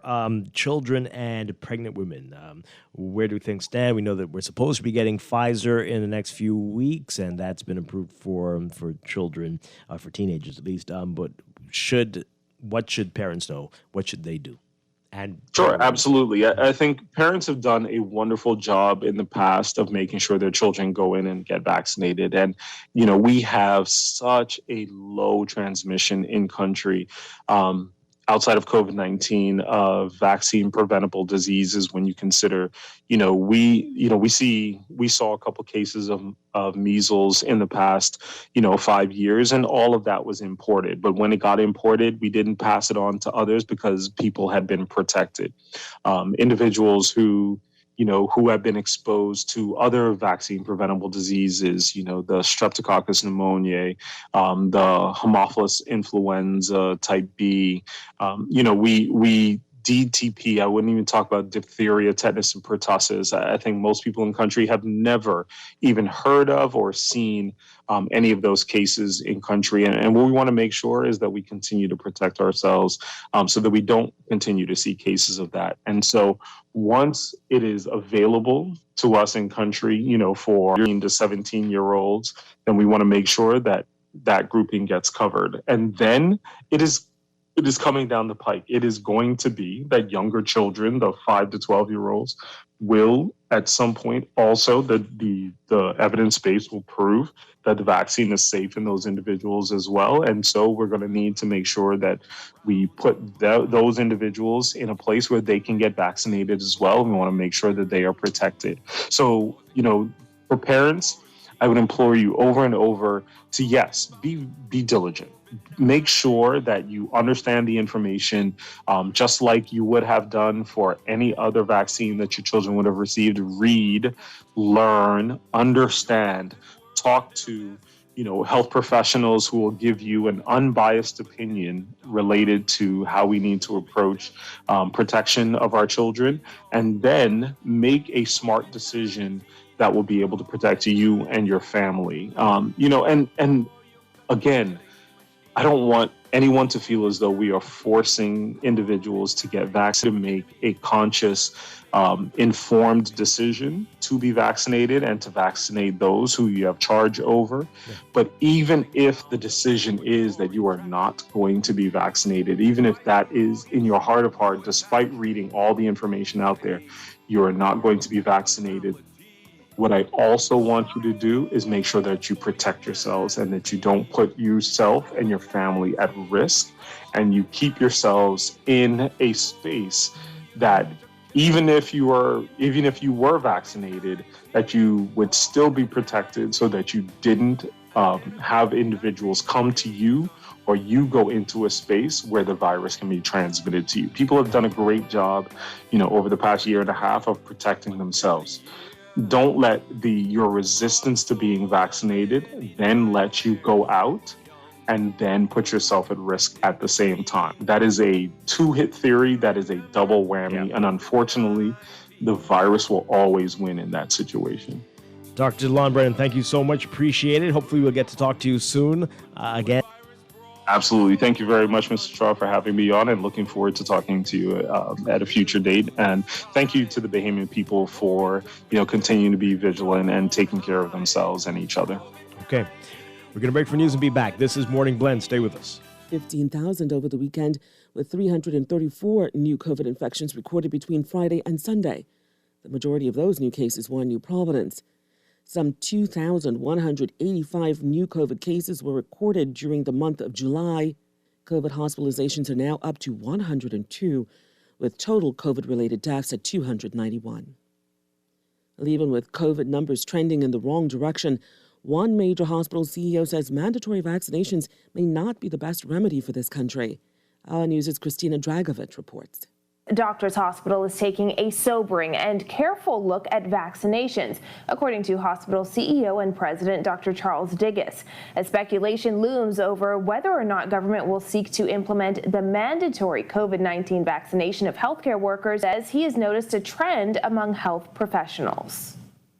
We keep coming up with around 120, which seems just over 10%, which it would cause you to step back a bit and ask, well, why wouldn't, given the information about the benefits of vaccination, why wouldn't even a doctor's hospital healthcare workspace see 40, 50, 60%? Chief Medical Officer Dr. Pearl McMillan recently suggested that government was exploring mandatory vaccinations for healthcare workers, given the growing number of COVID-19 cases. Dr. Digges tells our News it isn't that simple. It's probably not prudent at this stage to put mandatory and vaccination in the same sentence. The Bahamians that you and I know, you are quite clear that the minute you go to you have to do it, you're going to go into some turbulent waters. Last week, dozens of healthcare systems representing millions of doctors, nurses, and pharmacists in the United States began vaccinations. Some countries have rolled out mandatory vaccination for nursing home workers. In Canada, the government is also considering whether it ought to be a requirement to hold roles and positions in the federal government. More extreme is France, which will require proof of vaccination for anyone wishing to attend the cinema or board a train. But before the government considers making anything mandatory, Dr. Digges says Bahamians and residents should think about their patriotic duty. If you're patriotic and you believe that, well, maybe I should protect the limited resources that my country has, both public and private sector, and then being vaccinated would mean I don't become a burden in the COVID space, I think that becomes truly a no-brainer. The number of fully vaccinated people in the country continues to grow as 46,793 Bahamians and residents are now fully vaccinated. According to the Ministry of Health's vaccine tracker, 106,898 doses of the COVID-19 vaccine have been administered to date, and 3 people have received their first dose of the vaccine. That's Christina Dragovich reporting. Officials with the Ministry of Health say that the next batch of COVID vaccine from the COVAX facility should arrive in this country this morning. Well, one family continues to grapple with the loss of 2 loved ones whose deaths appear linked to that Church of God National Youth Convention, which began June 30th. The Nassau Guardian reports multiple members of that church have died or have been hospitalized following that convention, though it seems neither Ministry of Health or church officials are interested in talking about the possible super spreader event. Ricardo Nairn told the newspaper his mother, Agnes Nairn, and uncle Leonard Nairn, who was an usher at that event, died 45 minutes apart last Thursday after testing positive for COVID-19. He said health officials told him his mother's infection was traced back to the church. Neither of his relatives were vaccinated against COVID when they attended that event. Disturbing still, he said his sister, who cared for their infected mother, also contracted COVID and passed it on to her kids. She was hospitalized but later recovered. That convention was held as COVID cases were spiking, and images of the packed event showed many attendees wearing masks incorrectly, while speakers, members of the choir, and liturgical dancers did not wear masks at all. When contacted by the Nassau Guardian, Health Minister Renward Wells said he had no comment on the matter. His ministry has not publicly reported on the alleged cluster, and the church's national overseer, Bishop Moses Johnson, also could not be reached for comment. You can read more on the Nairn family's heartbreaking loss in this morning's Nassau Guardian. In other news, responding to concerns about the integrity of the acting parliamentary commissioner, Lovato Duncanson says all effort is being made to ensure it remains as problem-free as possible. Jasmine Brown reports. One of the things we do is the purging of the register is an ongoing exercise. And so one of the areas that we receive confirmation as the person's passing away is the Registrar General's Department, because, that's the government agency that issues death certificates. And so we certainly look towards that organization, that agency. And when we receive, and we're in constant communications with them on a quarterly basis, we receive the update as far as persons who would have passed, who would have died. Those persons are removed from the register. While the next election is not scheduled to take place until May 2022, there has been significant speculation for months that the Prime Minister is considering calling an early election. Progressive Liberal Party leader Philip Davis has said he believes the Parliamentary Registration Department is under-resourced and will not be able to ensure an accurate register in the event of an early election. Duncanson disagreed. There are any number of ways that we utilize to confirm deaths. And once we confirm a death by way of the authorized agency, government agency, which is the Registrar General's Department, in addition to the newspapers, etc., then those persons are removed from the register, and that is an ongoing exercise. The Parliamentary Elections Amendment Bill 2020, which was passed in Parliament last December, established a permanent voters register. Registered voters already on the current register are not required to register to vote again. Those who will vote for the first time are required to register. Voters on the current register who have moved between constituencies must apply to have their registration transferred and have their voter's card amended to reflect the changes. The names of the deceased as well are supposed to be removed from the register. Efforts continue within the Parliamentary Voter Registration Department to remove persons once it is confirmed. There's a process we must follow, and we do that. And the numbers, the report, indicate that there is the constant variation in the overall numbers of the registration, the register, to confirm that we're actually removing persons who are legally eligible for removal, and we are retaining those persons who are legally eligible to be retained. Reporting for Guardian News Network, I'm Jasmine Brown. Stay with us. There's more news after the break.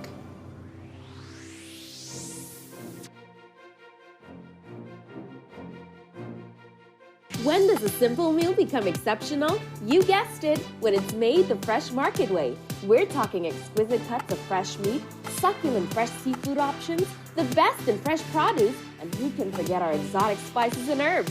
Come on, get ready to shake up your taste buds and let our aisles inspire your inner food genius. Homemade salted caramel ice cream, egg noodle stir fry, time to walk and roll. Slow smoked beef ribs, oh baby! Remember, go fresh and craft delicious with Fresh Market. Everything is changing, and your favorite hardware and home improvement store is getting with the program. We Buy You Sell is rolling out its new online shopping feature. If you go to our website, wbusbahamas.com, it's a quick and easy 3-step process. Step 1, browse the gallery and select your item. Step 2, add to cart. And Step 3, check out. Go to our website, wbusbahamas.com, to shop with us today. Tired of banks forcing you to use technology to bank the way they want you to? Your convenience is important. So no matter what your banking needs, friendly staff are always available in branch for that personal one-on-one service. But when you choose technology, our online and mobile banking app offers you state-of-the-art functionality. The choice is yours. Commonwealth Bank. Bank the way you want. At Master Technicians, we have what your family traditions need, starting with industry-best refrigerators, ranges, and ovens. We also carry Whirlpool washer and dryers, dishwashers and freezers, leading KitchenAid countertop appliances, blenders, microwaves, juicers, kettles, and KitchenAid stand mixers. We even do free delivery in New Providence or to the boat of your choice. Whether you're doing the laundry, creating new memories in the kitchen, or spending family time in front of the television, Master Technicians Limited, keeping family traditions alive for more than 50 years. Enjoy an elevated mobile experience with BTC, giving you unlimited talk for the best conversations, unlimited data for all your online fun, and unlimited roaming to stay connected while overseas. For just $50 per line. Unlock unlimited mobile talk, data, and roaming when you sign up for BTC Superfast Fiber Internet with speed starting at 100 megabits per second. Enjoy more great savings and value. Upgrade or sign up today. Visit any BTC store or btcbahamas.com. Conditions apply. Brother Major jump off the boat onto Porter Ski and make a bean. Need a battery for this, a battery for that, and a battery for this. You got them. She say, man, you joking? I'll put a battery in you too. Major say, you mean you can still energize this old bunny? She say, man, we'll give you one good overall service, lubricate your 21 joules, then jumpstart your lithium battery, man, you'll be good as new. Major say, well, I didn't know you could do all of that. She say, well, of course I can, because that's the kind of me I am. Sun Isles Watch and Clock, number 112 Montrose Avenue. Watch and clock sales and repairs for over 40 years. Give me my pizza right away. Gotta move quick, no time to wait. No long lines inside the place. Little Caesars, I love the taste. Hot and ready. Just come now, you don't have to call, now you don't have to wait. Hot and ready. Large pepperoni, $7.99 every day. Hot and ready. Oh, yeah. Straight out the oven and freshly made. Hot and ready. Little Caesars is hot and ready. Little Caesars is. Get yours now at Oaksfield, Carmichael Road, and now East Street South, Pineapple Plaza. Pizza. Welcome back. Citing evidence that the Bahamas could lose its queen conch population in 2 decades, Bahamas National Trust Executive Director Eric Carey says more enforcement of regulations is needed to help protect conch in Bahamian waters. There needs to be enforcement. There's incredible legislation. The Department of Environment and Planning is an incredible department with a broad and powerful mandate. But, Rochelle Newbold needs more staff, needs more eyes and ears on different islands and in New. The legislation is good, and that's been very progressive.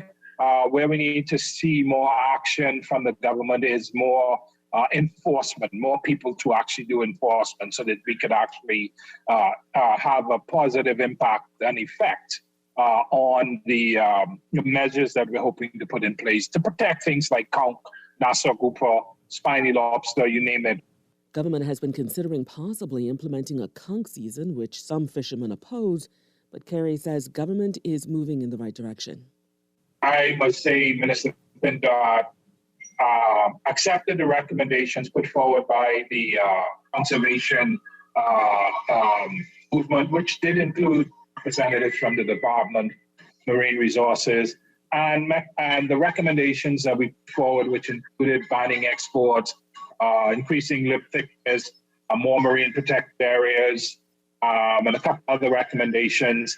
The government is moving forward. Having passed the new Fisheries Act, they are now finalizing regulations which will address some of the issues that relate to the pressures on count. That's going to do it for local news. Stay with us. AP News is next.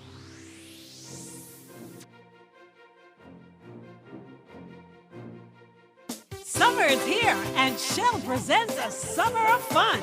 Win $30,000 in prizes when you spend $20 in fuel at any Shell location, now through September 10th. Experience incredible hotel stays in the Family Islands and Nassau. Win thousands of dollars in fuel, groceries, and electronic devices. Fuel up today and submit your receipts by WhatsApp, email, and Facebook. Follow us on Facebook for more chances to win with Shell. Terms and conditions apply.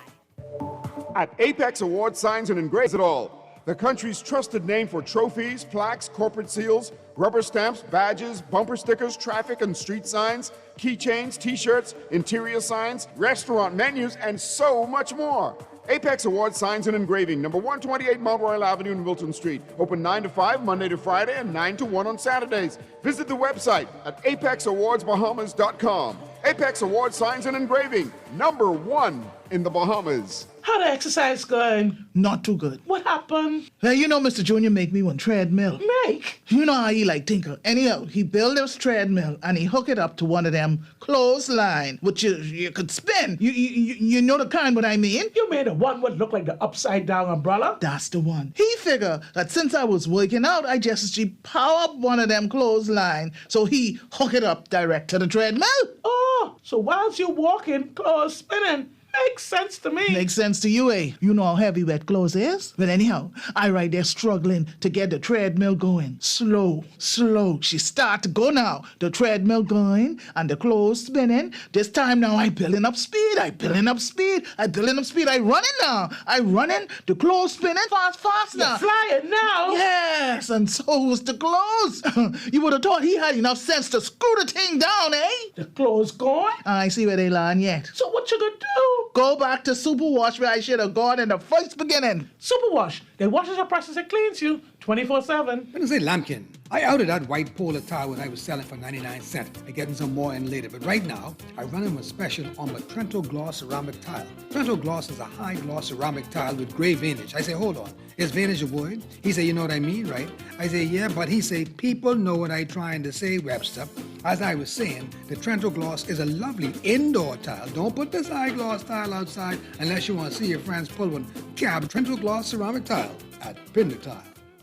When I had got prostate cancer, my family didn't know if I was going to live.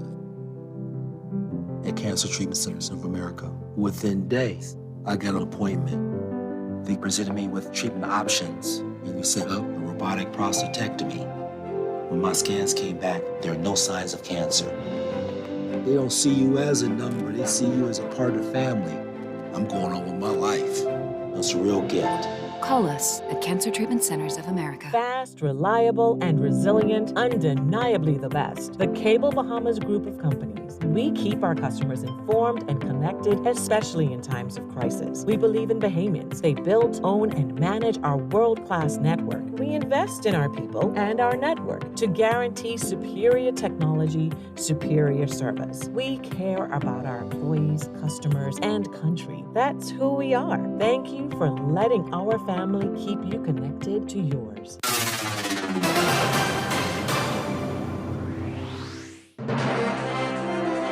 This is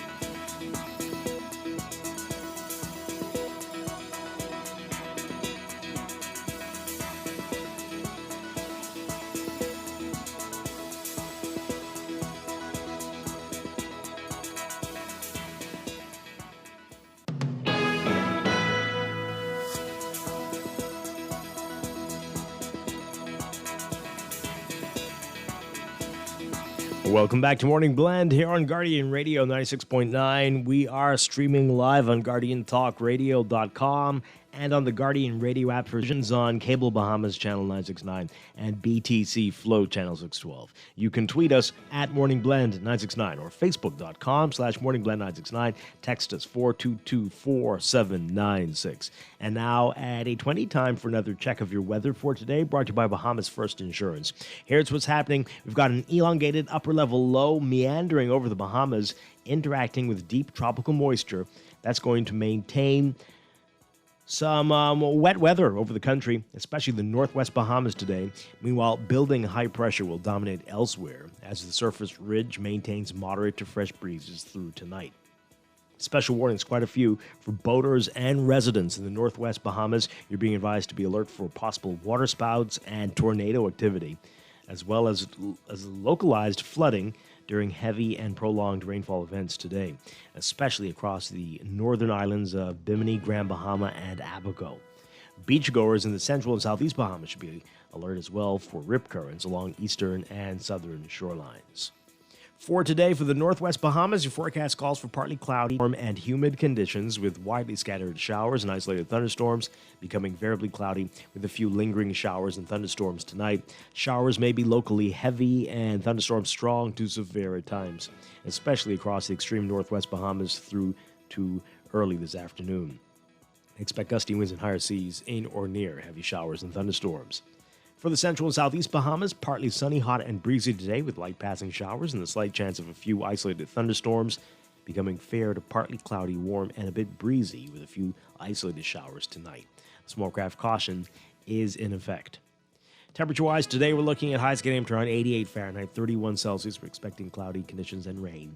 Overnight lows tonight getting down to about 75 Fahrenheit, 24 Celsius. In your extended outlook, we've got high pressure gradually building across the island, supporting drier and more stable conditions across the country through to Thursday. So for tomorrow, Wednesday, partly sunny and hot with isolated showers and thunderstorms. Thursday, partly sunny and hot with isolated showers and thunderstorms, but mainly in the northwest Bahamas. In the tropics, we've got a surface trough over the far eastern Atlantic, located a few hundred miles south of the Cabo Verde Islands. It has a low chance, about 20% chance of tropical cyclone formation through the next 5 days as the system moves towards the northwest. We can keep an eye on that one for you. But that is your Morning Blend weather check, brought to you by Bahamas First Insurance. What's first for you comes first for us.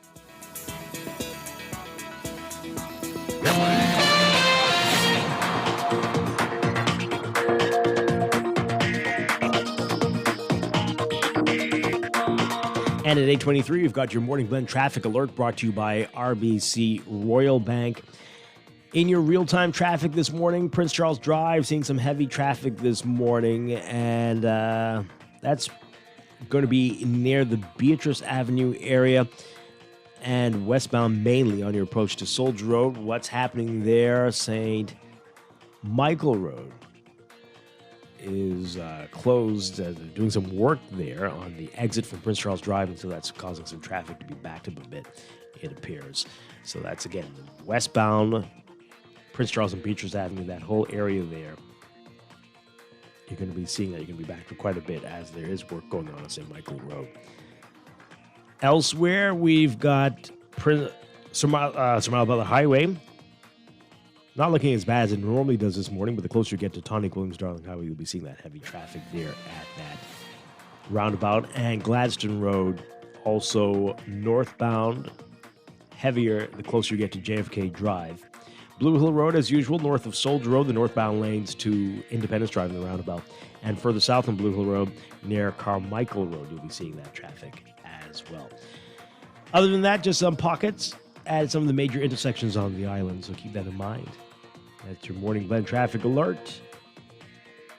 And your real-time traffic brought to you by RBC Royal Bank, banking reimagined.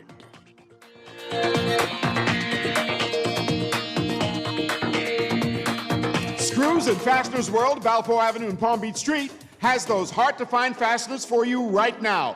You can find stainless steel regular hex, carriage bolts, threaded rods, nails, self-tap screws, sex bolts, anchor bolts, turnbuckles, masonry tools, hand tools, and weed whacker strings. Check out the rope selection and car body fasteners too. Special orders are welcome. It's your #1 fastener store. Screws and Fasteners World, Valpo Avenue and Palm Beach Streets. Call 326-1976. Shop early for Janae's Mix and Match specials. Get all your school uniforms, neckties, socks, shorts, character towels, raincoats, umbrellas, colorful backpacks, underclothes, and tights. Mix and match 4 school shirts, pre-monogrammed or regular, and get one free. Yes, free. Mix and match 2 skirts, jumpers, or pants, and get the third one 50% off. Janae's COVID-19 Customer Recovery Assistance. Relaxed restrictions, allowing mix and match. WhatsApp 817-3295 or go online at www.janaes.com. Enjoy an elevated mobile experience with BTC, giving you unlimited talk for the best conversations, unlimited data for all your online fun, and unlimited roaming to stay connected while overseas. For just $50 per line. Unlock unlimited mobile roaming when you sign up for BTC Superfast Fiber Internet with speed starting at 100 megabits per second. Enjoy more great savings and value. Upgrade or sign up today. Visit any BTC store or btcbahamas.com. Conditions apply. Switching your mortgage to CIBC First Caribbean is easy, affordable, and convenient. We'll help with your switching cost, give you 3 months payment free, and waive your commitment fees so you can enjoy the break you need. Plus, you'll get up to 95% financing and a pre-approved Visa Gold or Platinum credit card with 5,000 bonus reward points and more. Switch your home base to CIBC First Caribbean. Terms and conditions apply. Visit CIBCFCIB.com for more information. The Water and Sewage Corporation advises customers and residents of Claridge Road that the corporation will commence improvement works beginning Wednesday, July 21st, 2021 to August 6, 2021 from 9 a.m. to 3 p.m. daily. Customers should note that there may be some interruption in water supply during the works, and the motoring public should note that there may be some traffic diversions around the work area. The corporation apologizes for any inconvenience caused as they work to improve their level of service. Get ready to mash this party up. It's Rick and Script full non-stop. Hey! Rick and Script. Rick and Script. D-Max style. Rick and Script. Oh, yeah. Rick and Script. I see you coming from a mile away, girl. Rick and Script. I see ya coming. Girl, I see ya. Hey! She says she's a real good girl. She only goes to church then home. I say I'm a real good guy like Rick and Script. I stay in my zone. She says she don't party hard. I tell her I'm a partier. She tell me she ain't no cutter, but she'll go out with me. She say that she drinks Calyx, but only 3, and then she's done. I tell her I wish they had Calyx or drips, so party can done. She tell me she's a friend to know.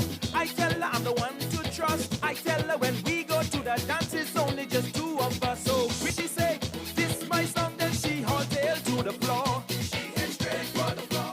We are back here with Morning Blend on Guardian Radio 96.9. Dwight Strachan along with Don Sargent on this Tuesday morning. And we are on Shanae Miliwibo watch. We're going to be watching that 200-meter final at the Olympics. That's coming up at 8:50. And Don, I don't know if you're excited about this, as excited as I am, but I'm looking forward to this. This is some of the greatest athletes taking part in this race, and it really could go any way, but we are keeping our fingers crossed. Shanae's got this, right, Don? Did we lose Don? Is he there? Nope, still there. Yeah, I actually do. I'm not worried. I think this is a foregone conclusion. Yeah? Okay. All right. Oh, yeah, that's good. Yeah, let's keep that positive thinking up. And we're gonna do this. All right. So in the meantime, let's get your reaction to our interview with Dr. DeLon Brennan just now.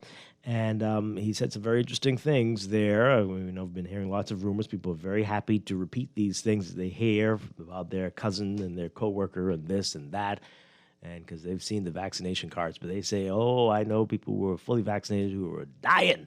And of course, that the health officials are saying that this is not what is happening at all. None of the people who've been dying from COVID in this country have been fully vaccinated.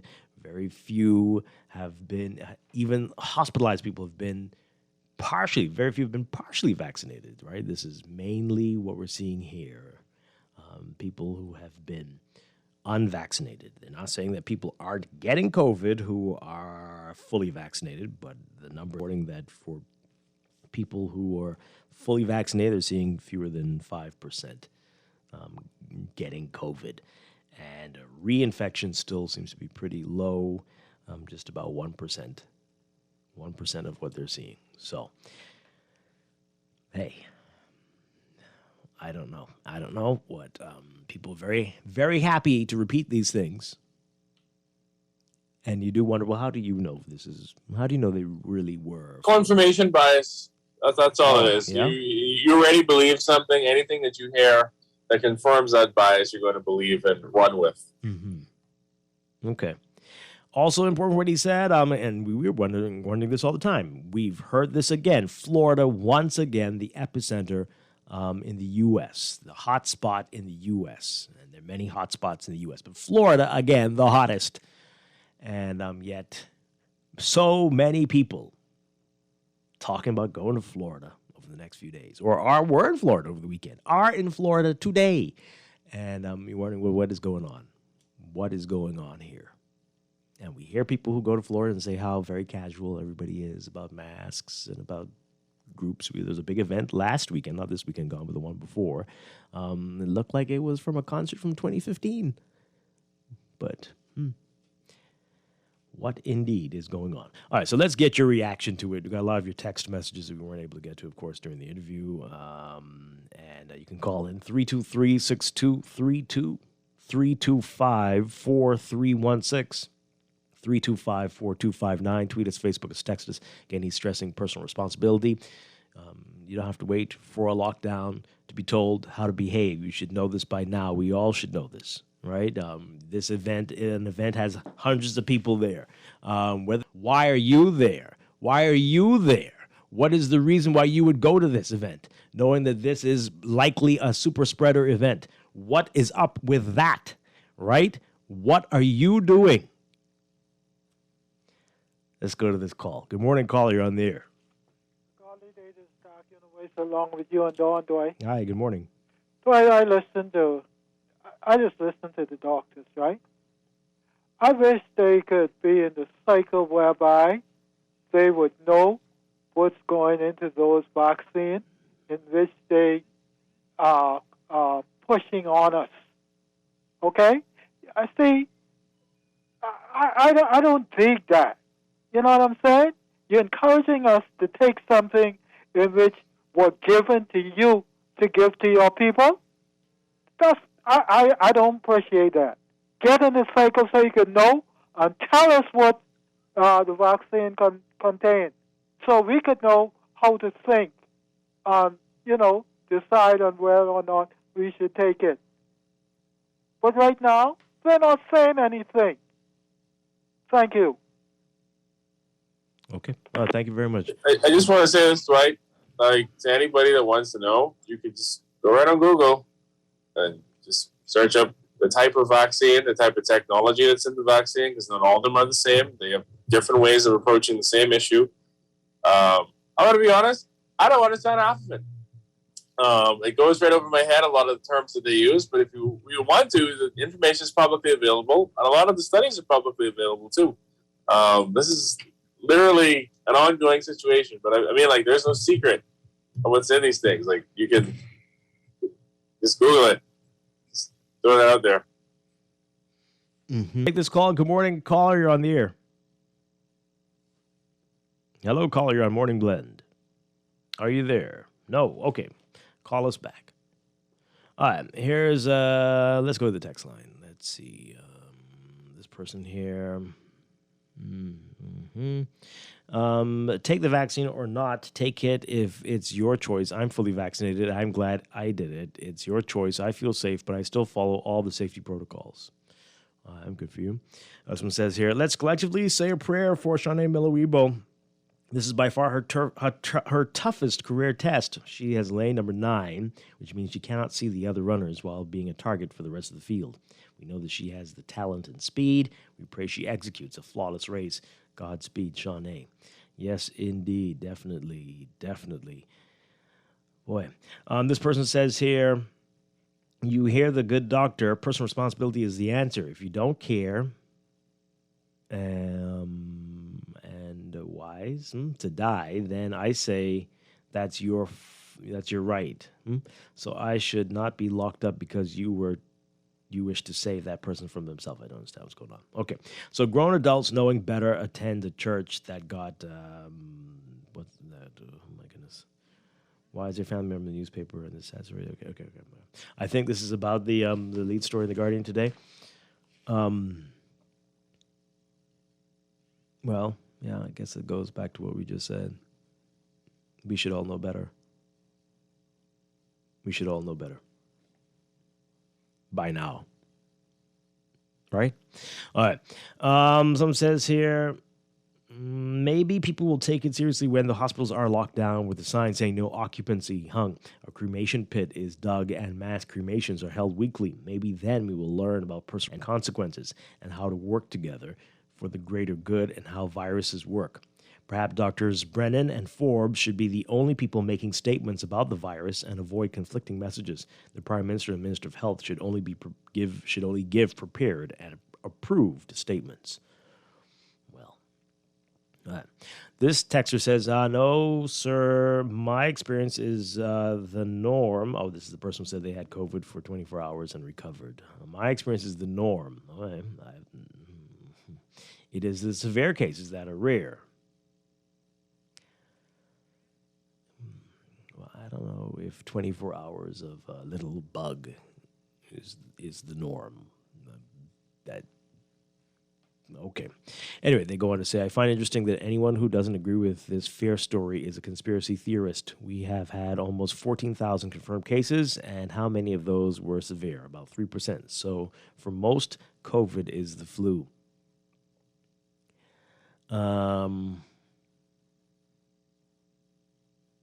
Children don't spread a COVID, and their immune systems handle COVID with a few symptoms. Well, that's not true. That's not true either. Any anecdotal evidence that doesn't agree with your fear narrative, you put down, and any that increase fear, you run with. Okay.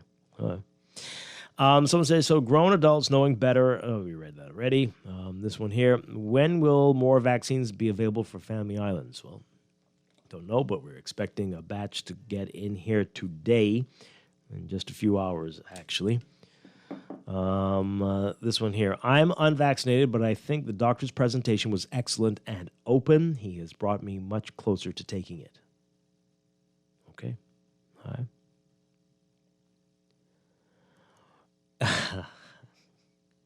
Oh, boy. This one says, Don, it's funny for the ingredients in the vaccines, but when others go and see other information on Google about not taking the vaccine, it's the same place they go. Google. Well, you got to check your source. You can find an argument for or against just about anything on Google. But I'm not trying to send anyone to go and find out whether or not they should take it. I'm just saying, like, literally, the studies about these vaccines are publicly available in the public forum. Like, the data is publicly available. Even the World Health Organization on their website has like different links to. I wouldn't say all the studies, they don't, but some of the studies. You can also look at the case study of what's been happening in Israel, which is literally an ongoing case of a country that did beyond, I dare say, a vaccination mandate, and literally forced some of its citizens to take the vaccine in order to bring its inoculation rates up to try and arrest the situation there. And they seem to be enjoying some level of success. Again, you can believe whatever you want to believe. You want to believe the universe was created by a monkey that smoked cigarettes on Thursdays.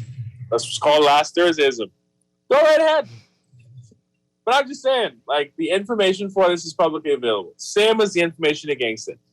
There's nothing being hidden. There's no conspiracy about it. If you want to find it, it's there. Yeah. If we want a place to look, go right to the World Health Organization website or the Pan American Health Organization. You can also see the shipment dates of vaccines to different countries. Apparently, to many people, those are agents of the devil, Don, so they can't go there. But go to, crackpotcentral.com and get your information from there. That's where you get all the good stuff. But hey, good morning, caller. You're on the air. Morning again, Dwight. I think we got disconnected. Oh, okay. That was you earlier. So we didn't hear anything. I went to Dr. Brennan, and I thank and appreciate him for information, but I don't agree with some of the stuff he said as it regards to us being responsible when you ask him the question of what do you think the government should do. I don't think there should be a lockdown, but I think they should do something, because at the end of the day, I think the government is responsible to protect us. Okay, the vulnerable, the old, the young. I think they're responsible at the end of the day to make the decision to protect us, because persons are not responsible. Because if we were so responsible, they wouldn't have a law enforcement to enforce us to be responsible. So if you leave it on the people of your nation to be responsible, then that wouldn't be the right decision to make. I think they need to do something at this point. So you think we do need a lockdown? You think they do need to increase the curfew? That's what you're saying? Even if it's not that, they could come together and decide on what measurement to take place. Because let's look, for example, they say so much people are supposed to be in a gathering. You drive throughout this country and you see a whole hell of people in nightclub or restaurant, and enforce it a bit more. Mm-hmm. Okay, instead of just ticketing the persons who own the business, ticket individuals. Do something. No, they've been doing that though. That's what they do it. They have been doing I've that. seen it. I drove, let's say, the highway is a nightclub out there on Tonic Darling Highway. I don't know the name of it. But did you call anyone? It's a nightclub on Tonic Darling Highway with a lot of lights flashing, And you should see the cars, whole heap of cars parked up there. So more than likely those persons in that building, but yet they saying, keep the numbers down. Yeah. There's a lot more that they could do. They just need to decide what more they could do, but not to be responsible, because it's obvious we're not responsible. Okay, I hear you. But you see, you got to call too. So people see that, people record and call and message and take pictures and send it to their friends and stuff. But then everyone's like, "Wow, look at this, double standards," or who these people are. They must be connected, but nobody's calling because I guess they're assuming nothing's going to be done because these people must be connected. But and you assume that the authorities must know about this because it's been happening every day. But perhaps you do need to call. Perhaps we all need to call to report when you see these things. And then, right? So we all have a part to play here. I think a lot of people don't want to step on people's toes and just leave it up to the authorities to do all of it. All right. It's getting closer to that time. Let's take that break. And then when we come back, copyright rules say that I can't play it. I can't play the race, but I'm going to talk you through it, folks, especially if you're on the road. Sade Miller-Weibo, the 200 meters final. Oh, man. Stay tuned. This is Morning Blend on a very exciting Tuesday morning on Guardian Radio 96.9. Hey, she says she's a real good girl. She only goes to church then home. I say I'm a real good guy, like record script. I stay in my zone. She says she don't party hard. I tell her enjoy an elevated mobile experience with BTC, giving you unlimited talk for the best conversations, unlimited data for all your online fun, and unlimited roaming to stay connected while overseas. For just $50 per line. Unlock unlimited mobile talk, data, and roaming when you sign up for BTC Superfast Fiber Internet with speed starting at 100 megabits per second. Enjoy more great savings and value. Upgrade or sign up today. Visit NEB.com. Conditions apply. Tired of banks forcing you to use technology to bank the way they want you to? Your convenience is important. So no matter what your banking needs, Commonwealth Bank's friendly staff are always available in branch for that personal one-on-one service. But when you choose technology, our online and mobile banking app offers you state-of-the-art functionality. The choice is yours. Commonwealth Bank. Bank the way you want. It's so summer with Esso, and that's why we're giving away thousands of dollars in fuel, food, and other fun prizes every week. Simply fuel up at $25 or more. Enter using your receipt, and you could be a winner this summer with Esso. Terms and conditions apply. Visit bettergasmileage.com/its-so-summer or our Facebook page for details. Promotion ends August 29th, 2021. It's fun! Food, fuel, and other great prizes every week. The Esso brand is a trademark of ExxonMobil Corporation and is used under license. Are you ready for effortless hurricane protection? Then you need to get to know LA Impact Windows and Doors. Forget the plywood and get the lowest and affordable prices on hurricane windows and doors for all your residential and commercial projects. You can feel safe and secure with LA Impact Windows and Doors. Located in the Southland Shopping Center, East Street South. LA Impact Windows and Doors. Impacting your views. Call 322-3667 or 829-7822. You invest in your children, your home, and your community. But are you investing in your financial future? At CFAO, we specialize in investment management, retirement planning, mutual funds, and private wealth management. Our team of experts never stops helping you plan for tomorrow. Because tomorrow begins today. Call us at 502-7010 to see what our financial advisors can do for you.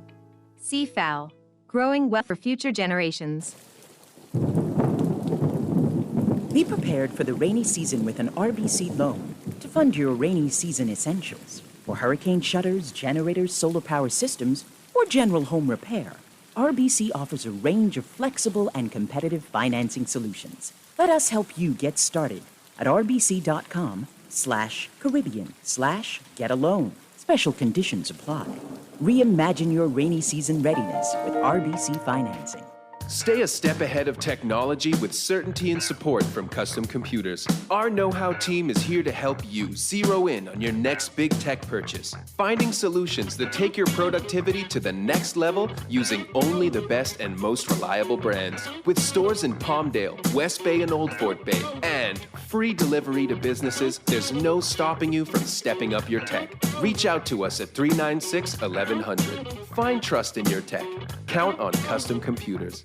Shop early for Janae's Mix and Match specials. Get all your school uniforms, neckties, socks, shorts, character towels, raincoats, umbrellas, colorful backpacks, underclothes, and tights. Mix and match 4 school shirts, pre-monogrammed or regular, and get one free. Yes, free. Mix and match 2 skirts, jumpers, or pants, and get the third one 50% off. Janae's COVID-19 Customer Recovery Assistance. Relaxed restrictions, allowing mix and match. WhatsApp 817-3295 or go online at www.janaes.com. This is Guardian Radio 96.9 FM. Fresh news, smart talk, all day.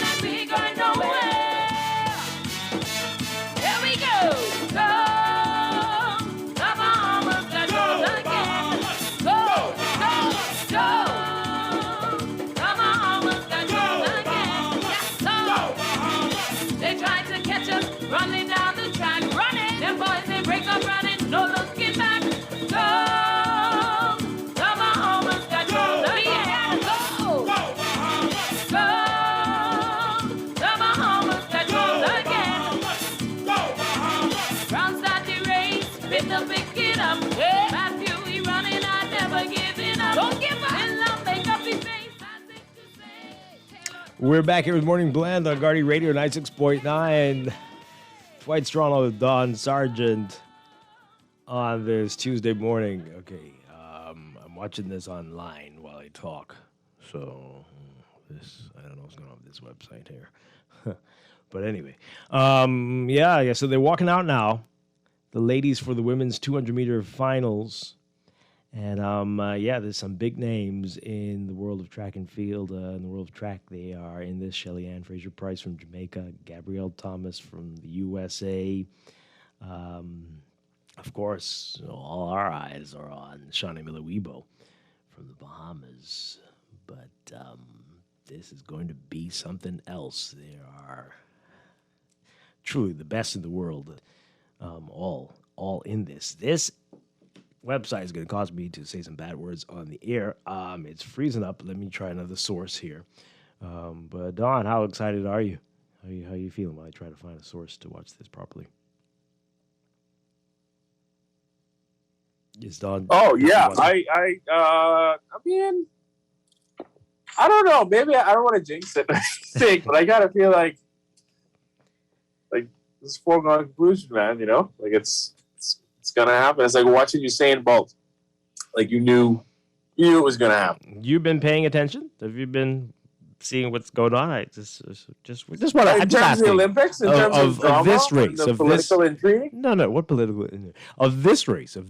The 400, I think. Yes, absolutely. This one. This is tough. This is, as that texter said, this is her biggest challenge at the Olympics yet. This one is gonna be something. I wish I could watch it live, but you gotta have cable, which I don't. And all the links online seem to disappear right after they show up. Yeah, I really don't know what's going on with this site, one of the official sites, and suddenly maybe it's too many of us watching. Is that what they don't is? want us to be great? That's all it is. They're just haters. I don't understand it. Oh man, I think we have to play some music while I go watch that out there. Are we gonna do that? Oh, I don't want to miss this. Okay, let's put that song back on, Mr. Producer, and give me a second, folks. There's a TV near the studio. Just wanna keep a close eye on that. Yeah. All right, give me a second.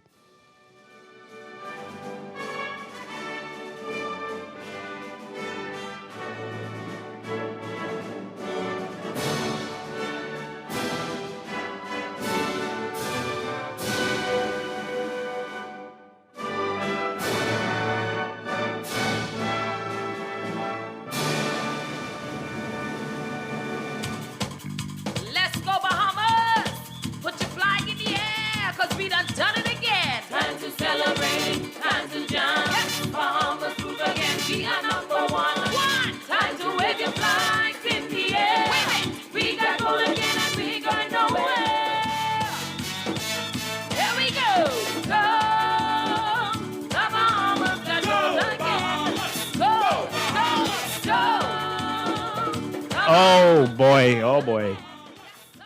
Oh no, Bahamas. Ooh. Whoa, that's not good. What's happening? I can't. I'm also out of breath and running, but I tuned in at the 100-meter mark. Well, the winner is Elaine Thompson from Jamaica, who also won the 100 meters. Our dear Shawnee. Oh, he's eighth, I see. Yeah, last.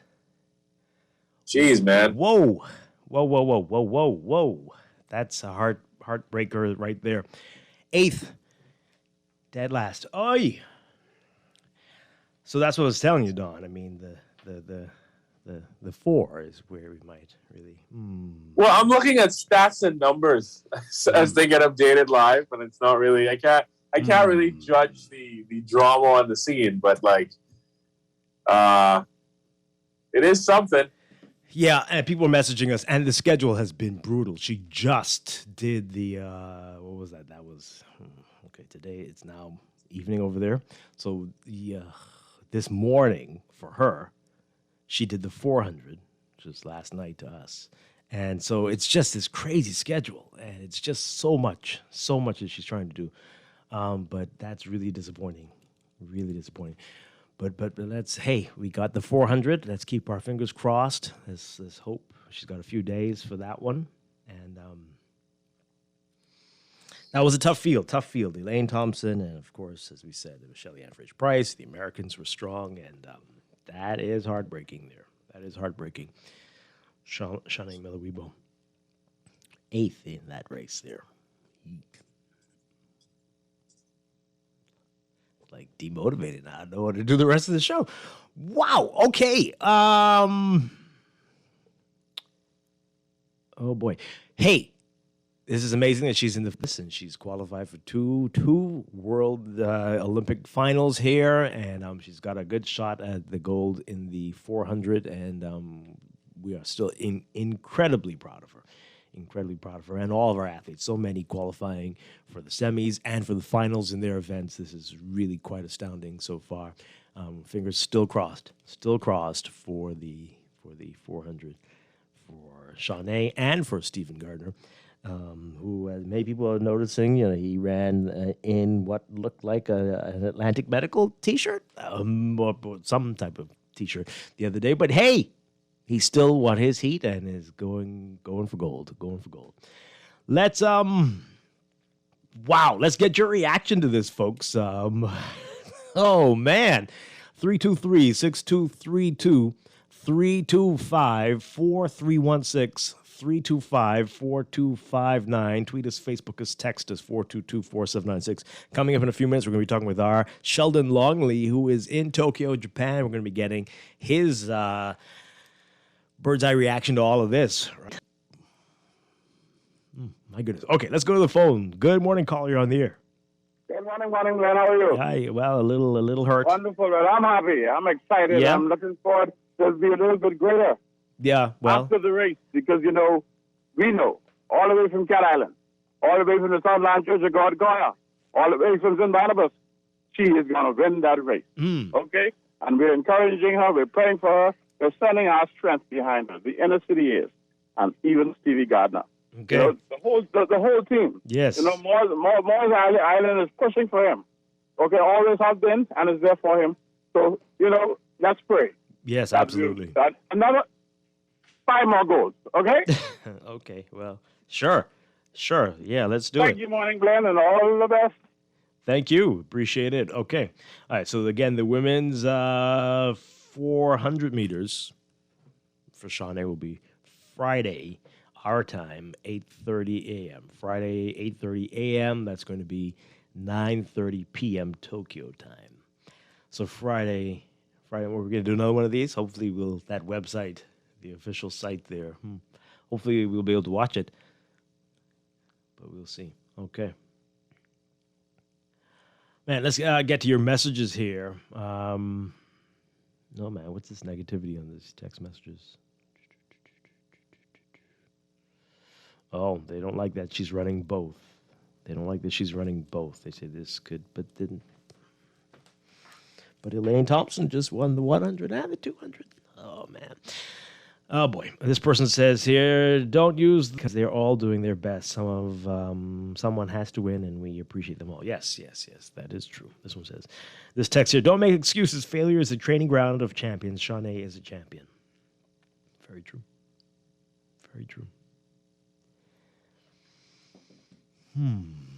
Okay. Hey, we're going to take a break. When we come back, we want to hear more of your reaction to this. And as I said, we're going to get Sheldon Longley with us. He's going to be talking to us from Tokyo. He's just there watching that race. And maybe he has some insight into what happened there and what we can expect going forward with the men's and women's 400 meters. And more of what we can expect from track and field over the next few days at the Tokyo Olympics. Don, thanks a lot. I know you've got to run. Thank you so much for being here this morning. Yes. I'll talk with you next week. And stay with us. We're going to have more on this coming up in a special edition, I guess, of Morning Blend Business. After the news, this is Morning Blend on Guardian Radio 96.9.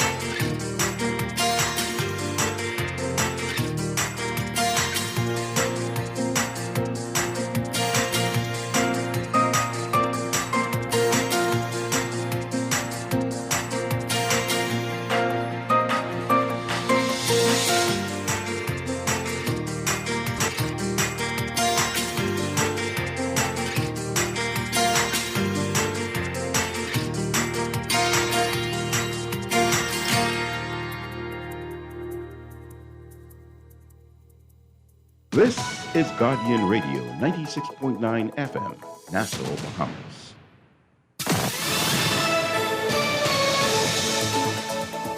This is the Guardian News Network update on the hour. Hello, everyone. I'm Charlene Ferguson. Government has reinstated COVID-19 testing requirements for fully vaccinated persons entering this country. Beginning August 6th, they and now all children over the age of 2 will need a negative COVID RT-PCR test or a rapid antigen test to gain entry here.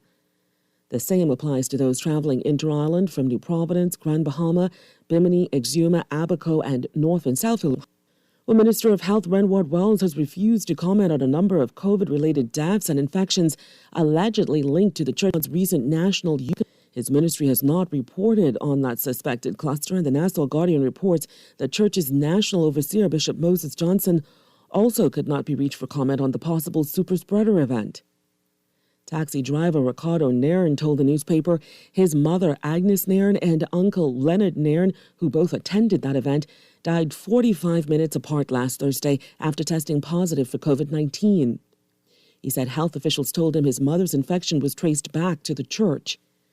It's believed she subsequently infected her daughter, who in turn passed the virus on to her kids. Nairn said church leaders need to understand their members go home to families after services. The competent authority last week did limit indoor church services to no more than 1 hour in length and 33% capacity. And health officials expect to take delivery of the latest tranche of AstraZeneca COVID vaccines from the COVAX facility this morning. The dwindling supply of doses in this country had forced them to limit vaccinations to second doses only.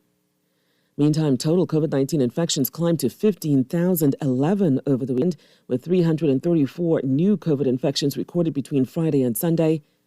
Some 2,185 new COVID cases were recorded during the month of July.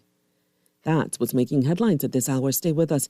AP Update is next. Boy, why you look so mashed up like clothes at the washer? No, boy, just a hard day. What? Hard day? What happened? The breakfast lady ran out of tuna and gritty. We need to start joking about everything, you know. This serious, boy. This real serious, boy. Boy, what's serious? Tell me. All right, well, today, boss gave us, boy, one big contract. And nobody else get a chance and nobody say nothing.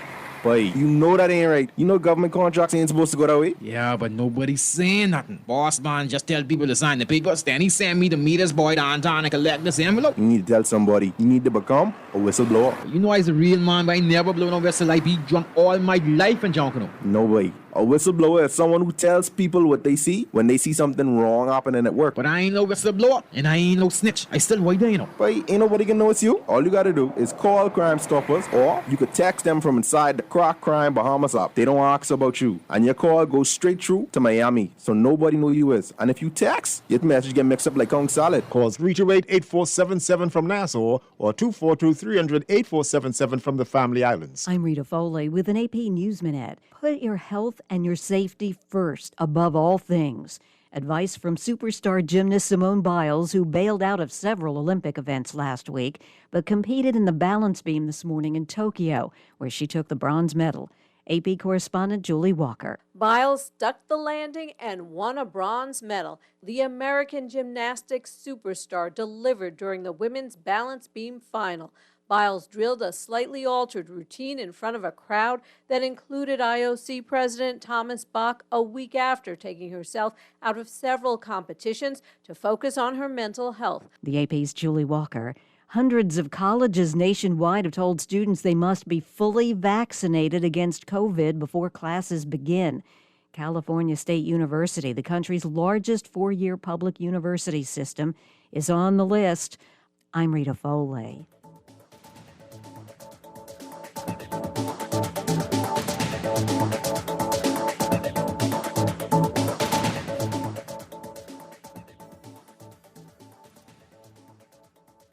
This is Guardian Radio, your station for up-to-the-minute news, intelligent, interactive, and engaging conversation. 96.9 FM. The views and opinions of the hosts and guests are their own and do not necessarily reflect the position of the management and staff of Guardian Network. Wake up, it's a new day. Wake up, it's a new day.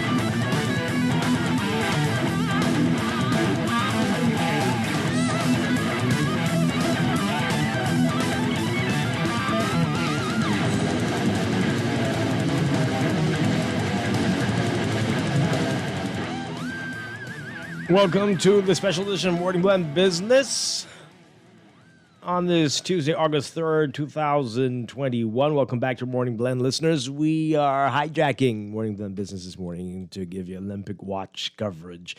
We were following the women's 200-meter final from Tokyo with our Shawnee Miller-Weibo.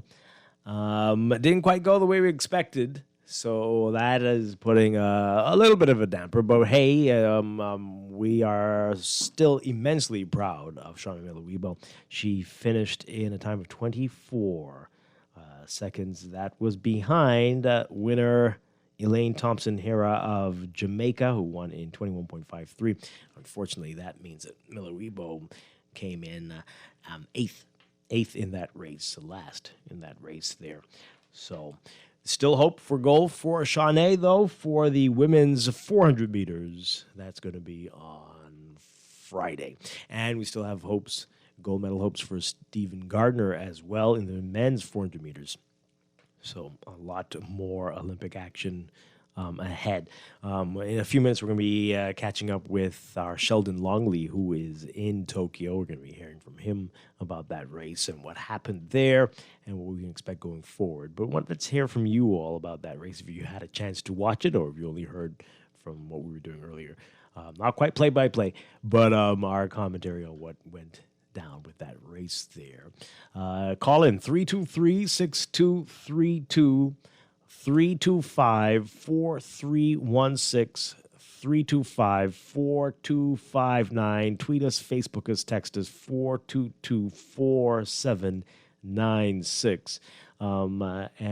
Let's talk about it. Let's talk about that and the Olympics so far. What we've been seeing, what you've been thinking about the games. I know initially I actually was not very enthused. For some reason, just wasn't feeling it. Maybe it's because it was postponed a whole year. Maybe because of COVID, it just didn't seem important anymore. But honestly, this is the most Olympics I've ever watched in my entire life. And I'm watching the craziest things.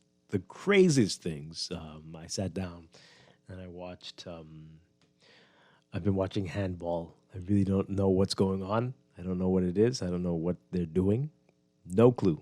But I'm like, we need a Bahamian team. We need a handball league here. And I watched badminton. We played badminton for a couple days in high school, but badminton looks like a lot of fun. Need to get into that.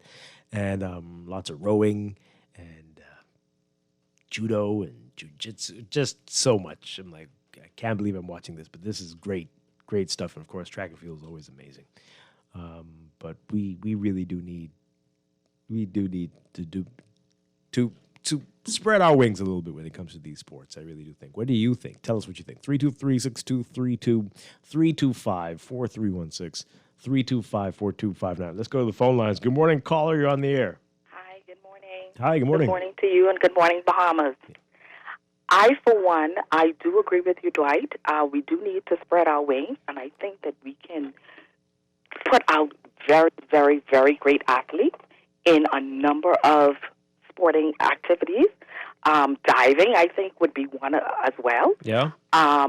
Maybe fencing, because you remember when you were smaller, you did the stick fight. Yes, with our man-made swords. So a lot of our childhood play, we actually imitate these sports. We just don't know. So we're athletes in training when we were younger. Yep. And I want to say that I am extremely proud to be a Bahamian this morning.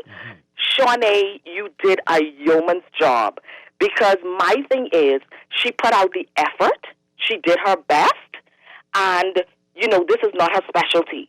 So in my opinion, the world now sees the Bahamas and say, hey, we are a contender, because now we have sprinters that are going to say, guess what? Yeah. I want to get there. I want to get there where Shawnee is. Actually, I'm not too sure if it's not her specialty, but she goes back and forth between the 2 and the 4. I've heard varying things. I've heard people say that the 2 was actually her thing, but I don't know. Well, we'll find out when we talk to Sheldon Long. We'll find out which one exactly was the one that she's stronger in. But but we'll see. I also wanted to say, well, to me, that is tantamount to putting Usain, a sprinter, in the 400. Okay. But they say he used to run that too. He used to, but then he was not highlighted for it. How did he do in it? Yeah. You see? And or like putting Elaine to run the 400. How would she have done? Right. You see? Yeah. So I am extremely proud of Shawnee, and we are looking for big things. 242 to the world. Yeah, absolutely. All right. Thank you so Enjoy, much. okay, and be safe. I appreciate your enthusiasm. That's great stuff. Yes. Okay, wonderful All stuff. right. Okay, bye-bye. Thank you. All right. Yeah, take that call. Good morning, call. You're on the air. Good morning, Dwight. Hi. Hey, good morning to your listeners. I just want to say I am extremely proud of Shawnee also. I wish she'd have won the gold. We still love her. And the main thing is that she made it to the finals. But, the word what I ain't hearing enough is congratulations to my Jamaican people, man. They're all over the Bahamas. I know they happy and I know they love that. And if Shawnee did win, I know they would have been celebrating too.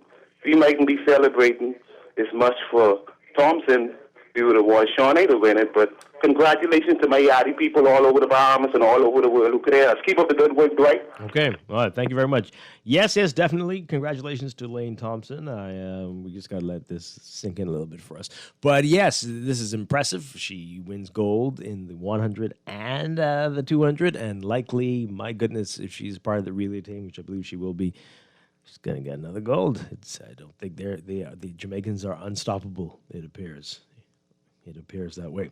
323-6232, 325-4316, 325-4259. Let's take this call, and then we're going to catch up with our Sheldon Longley live in Tokyo. Good morning, caller. You're on the air. Yes, good morning, Dwight, and good morning to the 242. You know, whatever our athletes do, we go all behind them. You know, once they've done their best, that's all we can ask for. Yeah.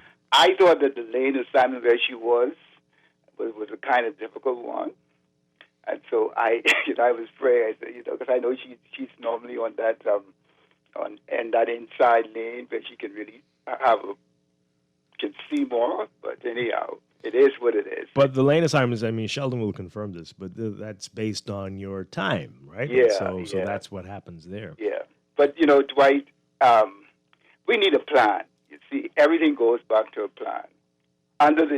When the previous administration was in, they had attempted to set up what they call a sports academy, where we be able to channel people into different, take them from a young age and develop them into various sporting ventures. And so we can diversify our participation. When this administration came in, they scrapped it. That's our problem. We can't stick to one thing. We need a national development plan for our country where we can take athletes and all of these sporting schools and whatnot and bring it under one umbrella so we can prepare people, give them whatever resources that they need, and so we can start from an early age. These people who train in most of these countries, they didn't even go to school, They spend most of their life training to go to the Olympics. So that's our problem. Yeah. Whoever comes in, the government we need to make them sign on to this national development plan so we wouldn't stop doing things ad hoc. Thank you. Okay. Thank you very much. Appreciate it. All right, we'll get back to the calls in just a bit, but we are very happy now to be joined live in Tokyo, where it is 10:15 in the evening, with our Sheldon Longley, Guardian Sports editor, who's been doing a great job covering the Olympics for us. Sheldon Longley, good morning. His mic, Sheldon, your mic is muted. Unmute your mic for us, if you can hear me.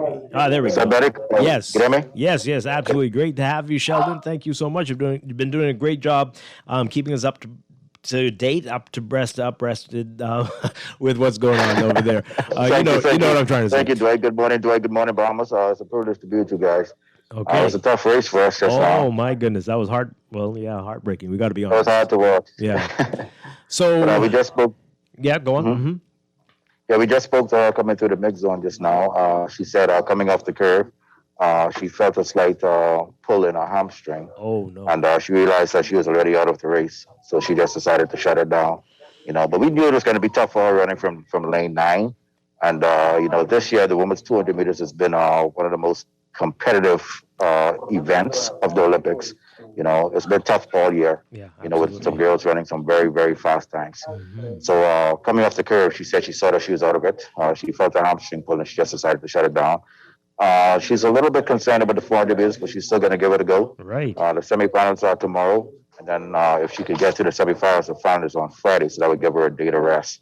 So she's still optimistic, and we're still looking forward to this goal. We was hoping for double gold, but unfortunately, it won't happen this year.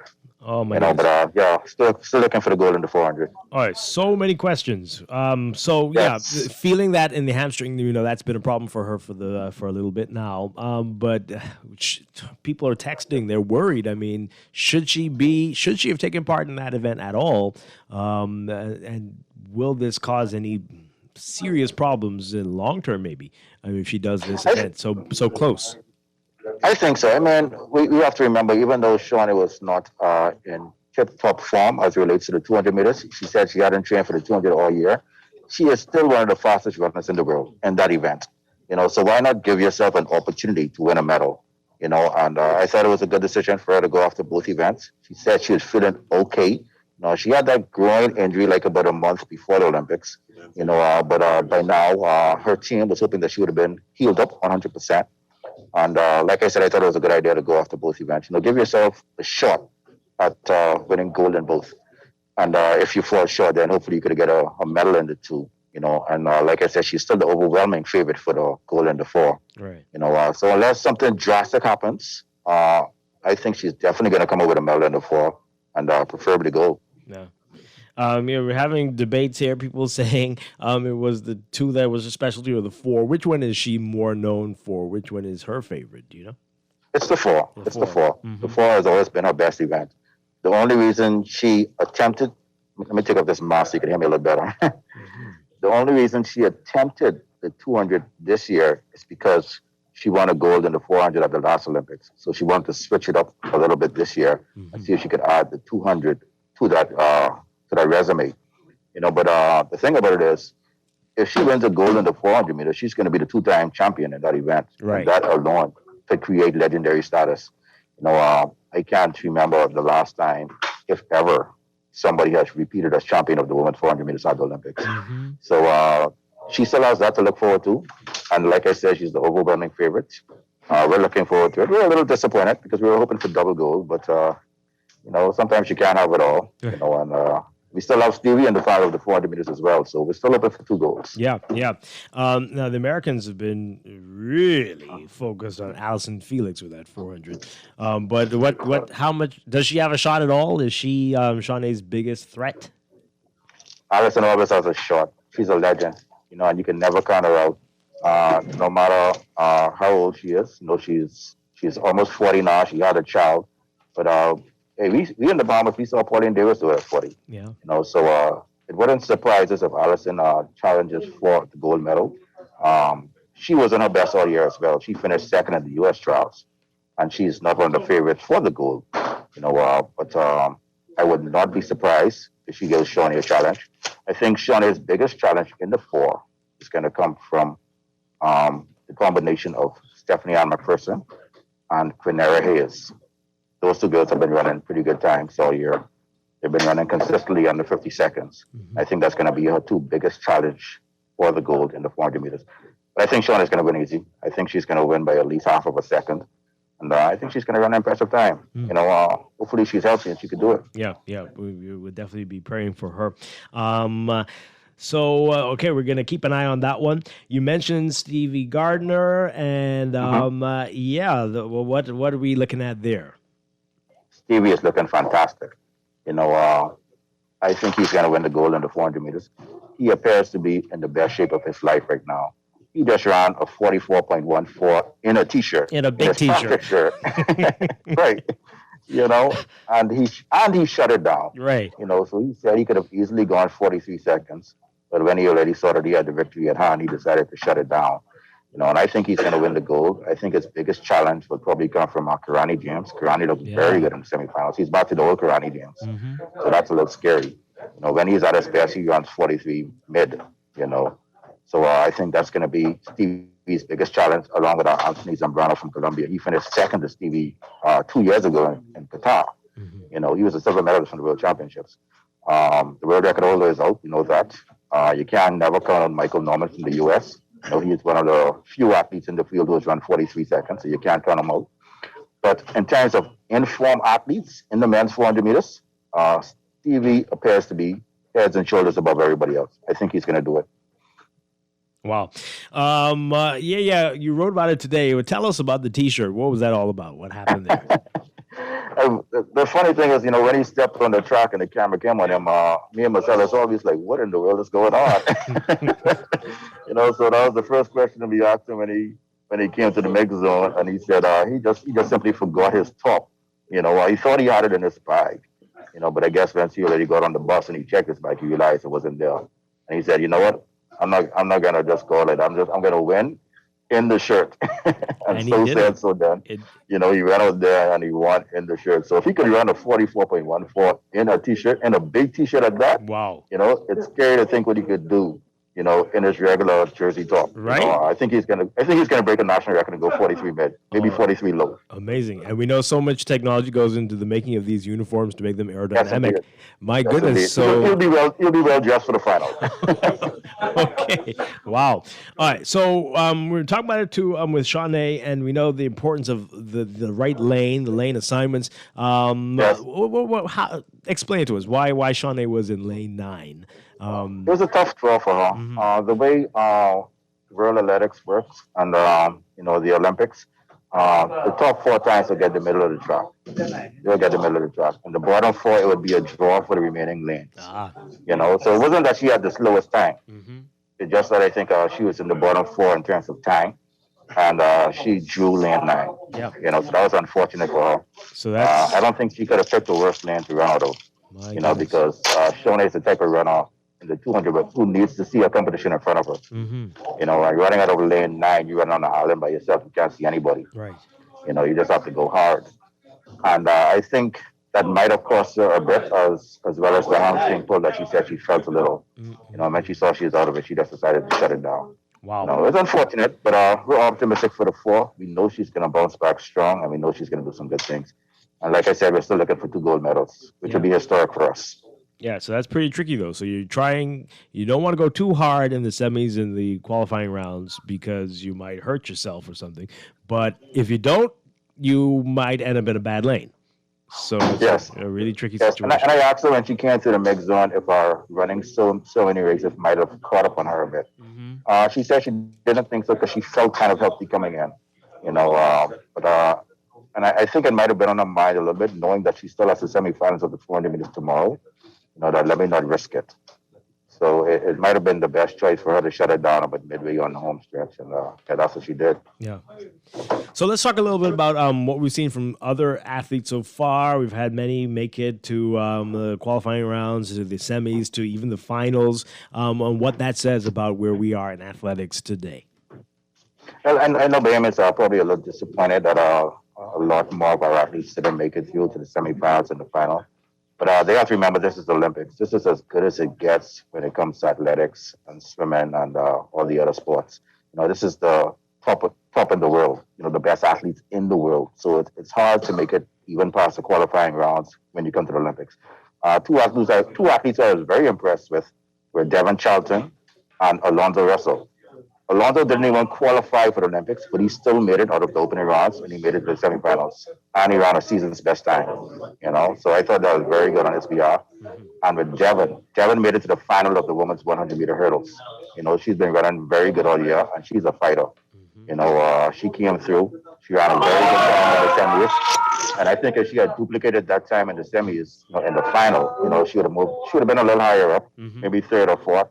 You know, but it was a little unfortunate. She had a best race in the semis, similar to what Padilla did in Brazil 5 years ago. Right. You know, but for the second straight Olympics, we had an athlete make the final of the women's 100-meter hurdles. So we definitely can't be disappointed about that. And for the second straight Olympics, we had an athlete finish 6th in the final. Wow. So, you know, we were very happy with that. We were pleased with that. You know, Devon, she's doing big things. And I think at the next Olympics in 2024, I think she's going to be on the medal stand. Yeah. So we're looking forward to the big things from her. Yep.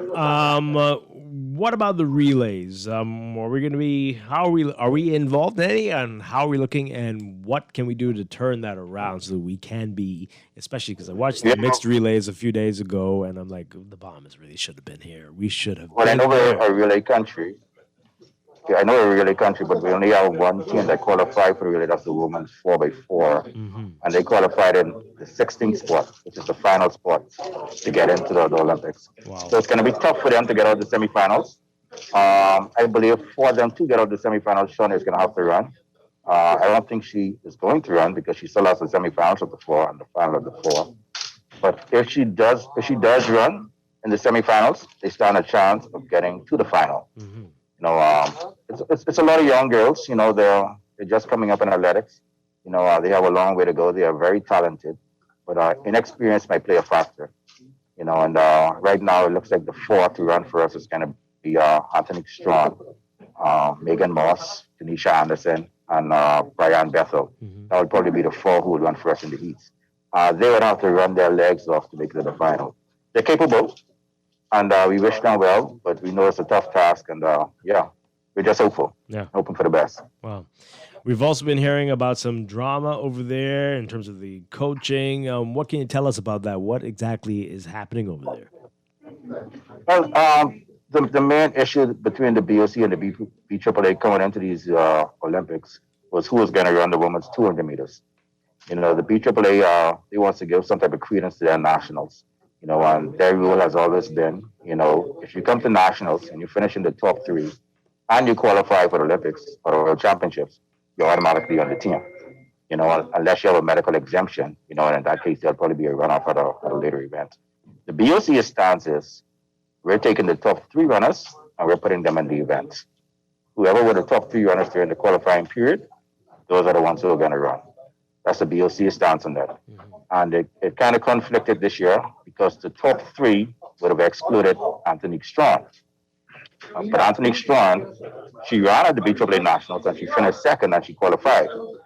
Whereas the other 2 runners who had qualified earlier, they didn't run at the Nationals.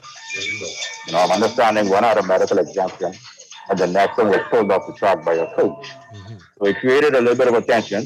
You know, the BOC wanted to go to the top 3. And the BAAA wanted Anthony Strong to be included because he qualified at their nationals, thereby giving their nationals some type of credence. You know, so it was finally decided to have a runoff here in Tokyo, which I don't think should have been done because it was too close to athletics competition. But they had a runoff between Anthony and Brian. You know, and that raised another question: why wasn't Tania included in the runoff?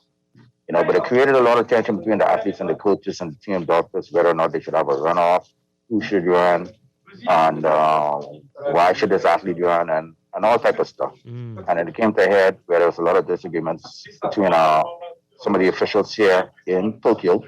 It led to a coach being sent back home, being stripped of his credentials and sent back home. And well, after the runoff, the BOC officials here in Tokyo expected that to be the final decision. Right. For there not to be any more controversy after that. So after, you know, words were exchanged after that, then it was decided that, you know what, okay, something has to be done. Like I said, a coach was sent home. 2 coaches resigned from the Bahamas Association of Athletic Coaches because they demanded that they do something as it relates to who was going to run. And the coaches hadn't determined who was going to run it yet. So they felt pressured and they decided they was going to step down from the Coaches Association.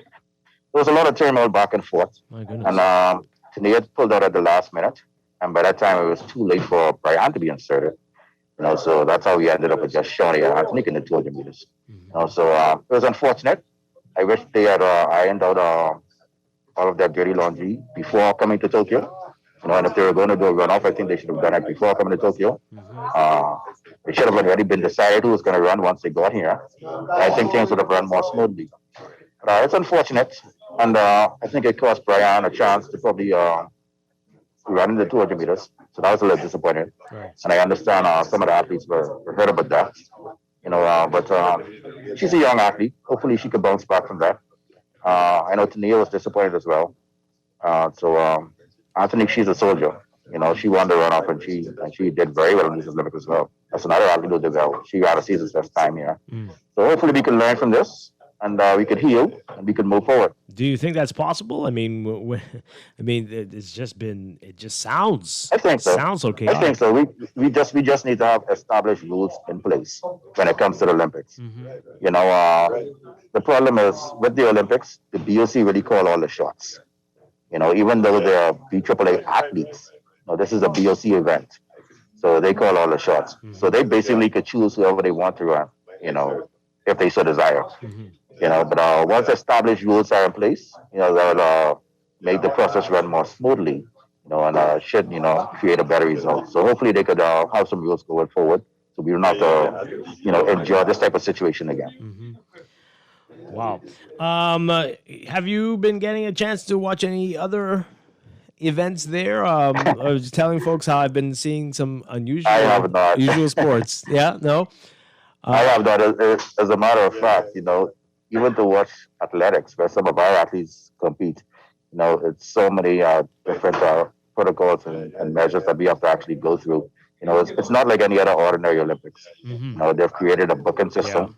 Yeah. You have to book, your attendance at every single morning session. You have to go get a specially high demand ticket for every single evening session. And it's just very tedious and very complicated. And all of us, because of COVID, we certainly understand that. We wish they could work with the media a little bit better, and just understand that, hey, we're paying a lot of money to be here to cover our athletes. Right. And, just give us a little bit more leeway. That's all we were asking for. But they're sticking to the rules 100%. If you bend one of the rules that they have in place, they're not allowing you into the stadium, into the sporting venue, to cover that event, so it's very, very strict in that regard, but we're surviving, we're doing as best as we can. Yeah. Wow. I watched over the weekend the mixed triathlon relay. Yes. Mixed triathlon relay. I had no idea there was such a thing, but man, that was intense. That was, I stayed for the whole thing. And I couldn't believe it. It was really impressive. We've got some amazing people. But that's one of the exciting part of these Olympics. They've added like about 5 new events. Yeah. That has really, caught on with the public.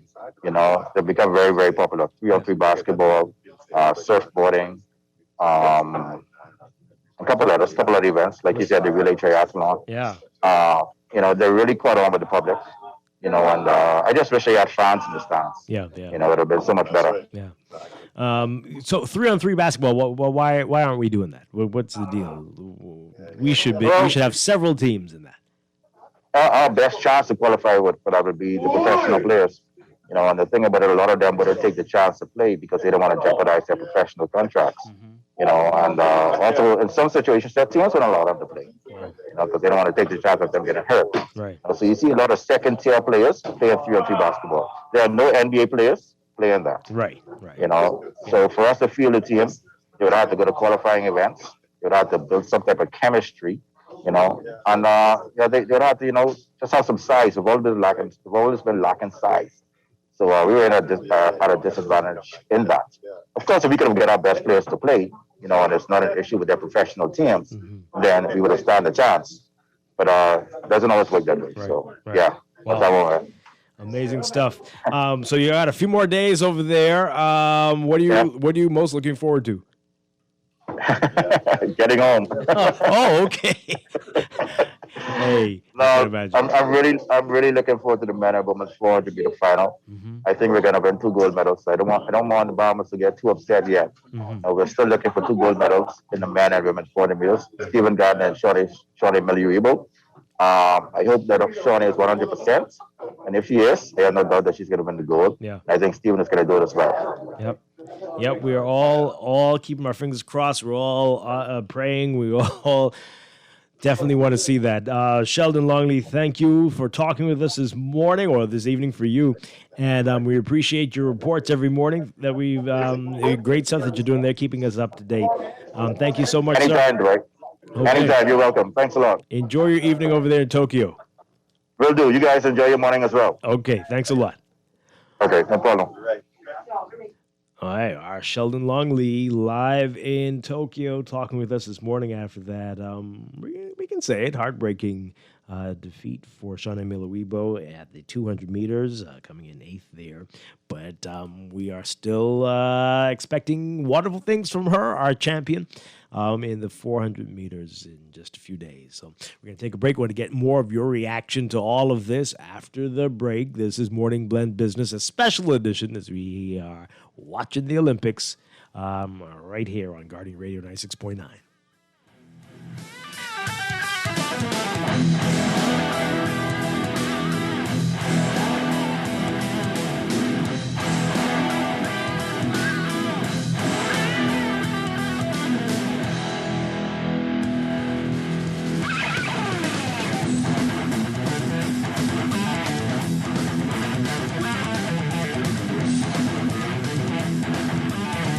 You invest in your children, your home, and your community.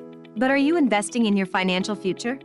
At CFAL, we specialize in investment management, retirement planning, mutual funds, and private wealth management. Our team of experts never stops helping you plan for tomorrow. Because tomorrow begins today. Call us at 502-7010 to see what our financial advisors can do for you. CFAL, growing wealth for future generations. Switching your mortgage to CIBC First Caribbean is easy, affordable, and convenient. We'll help with your switching cost, give you 3 months payment free, and waive your commitment fees so you can enjoy the break you need. Plus, you'll get up to 95% financing and a pre-approved Visa Gold or Platinum credit card with 5,000 bonus reward points and more. Switch your home base to CIBC First Caribbean. Terms and conditions apply. Visit CIBCFCIB.com for more information.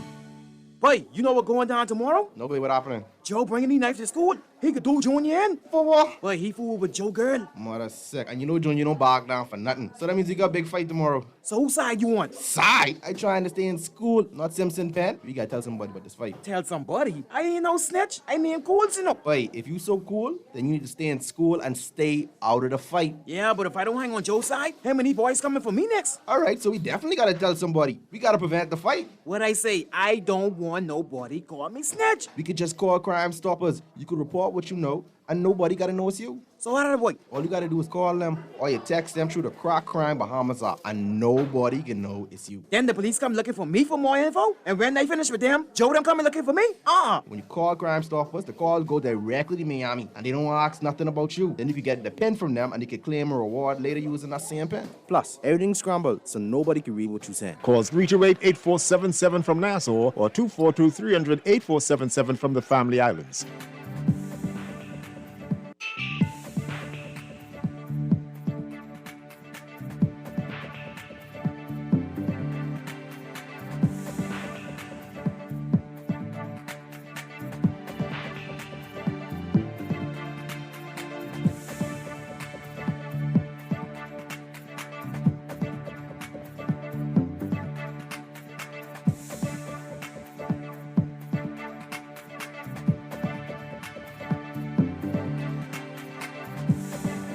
It's time for your morning business report brought to you by CFAL.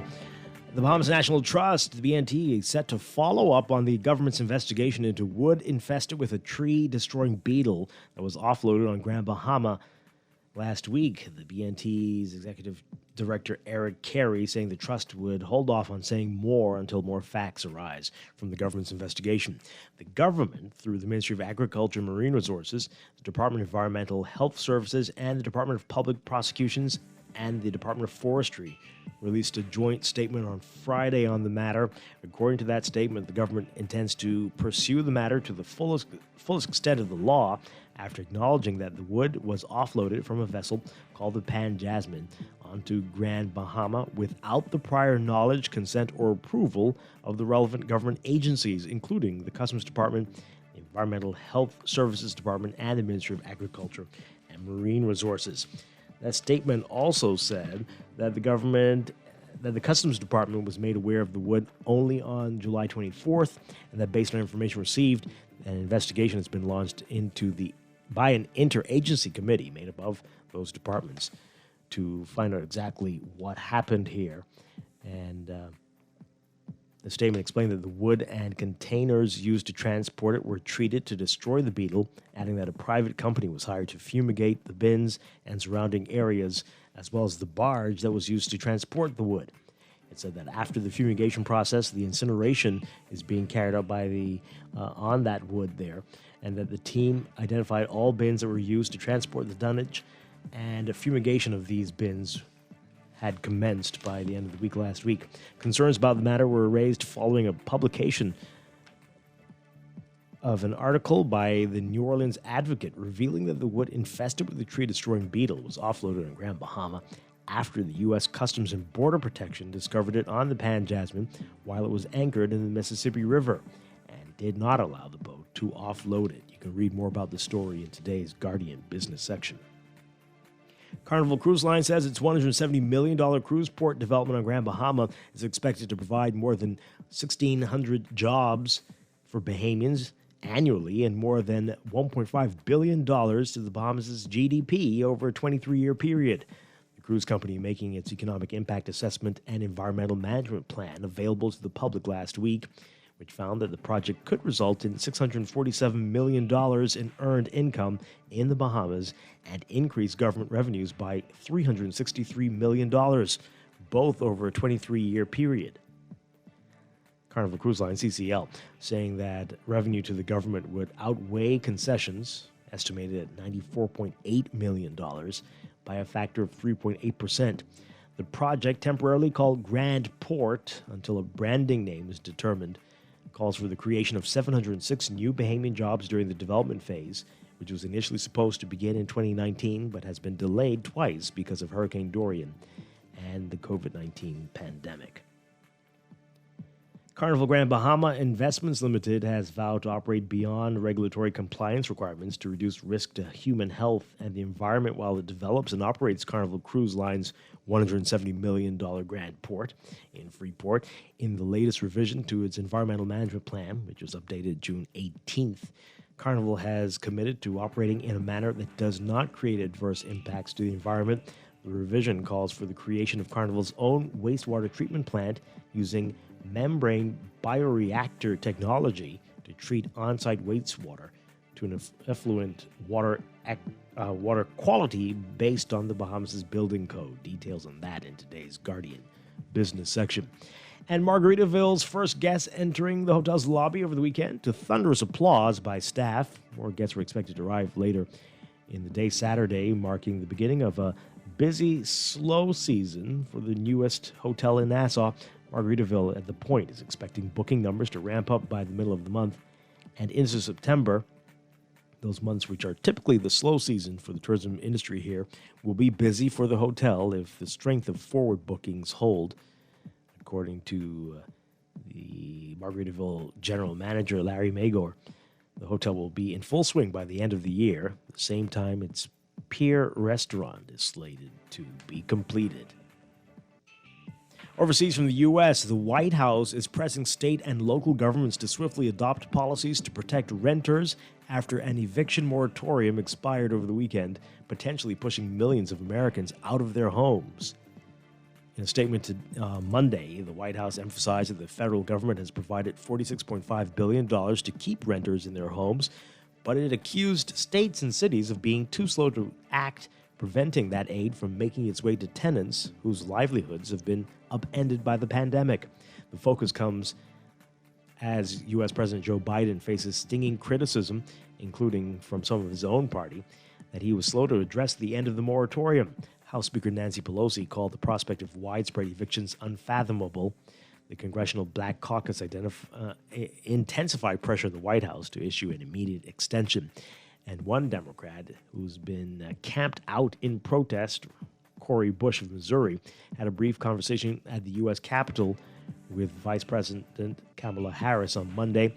Some people were at risk of losing their homes as soon as this week, but the White House insists that there's only so much it can do on its own and that state and local leaders need to step in and get the aid out. Closer to home in your Market Watch, recapping trading on the BISX. From Friday before the holiday, APD Limited moving 57 shares, closing unchanged at $39.95. Bahamas First moving 2,205, unchanged at 245. Cable Bahamas moving 3,000, down 25 cents to 325. CIBC First Caribbean Bank moving 16,000, unchanged at 980. Consolidated Water unchanged at 251. Emira Incorporated up 7 cents, closing at 1152. The BISX All Share Index closing at 1,968.25, down 4.52. Recapping the week, the local market ended the week with 47,962 shares crossing the exchange with 14 trades to accumulate a value of $315,416. The BISX All Share Index gained 0.12 points or 0.01%. Year to date, the index is down 124.27 points or 5.94%. The week's volume and value leader, AML Foods Limited, moving 51,000 shares in 2 trades with a value of $316,200. The remaining volume attributed to number. You can find out more information in today's Guardian Business section. That's your Morning Blend Business Report, brought to you by CFAL, growing wealth for future generations.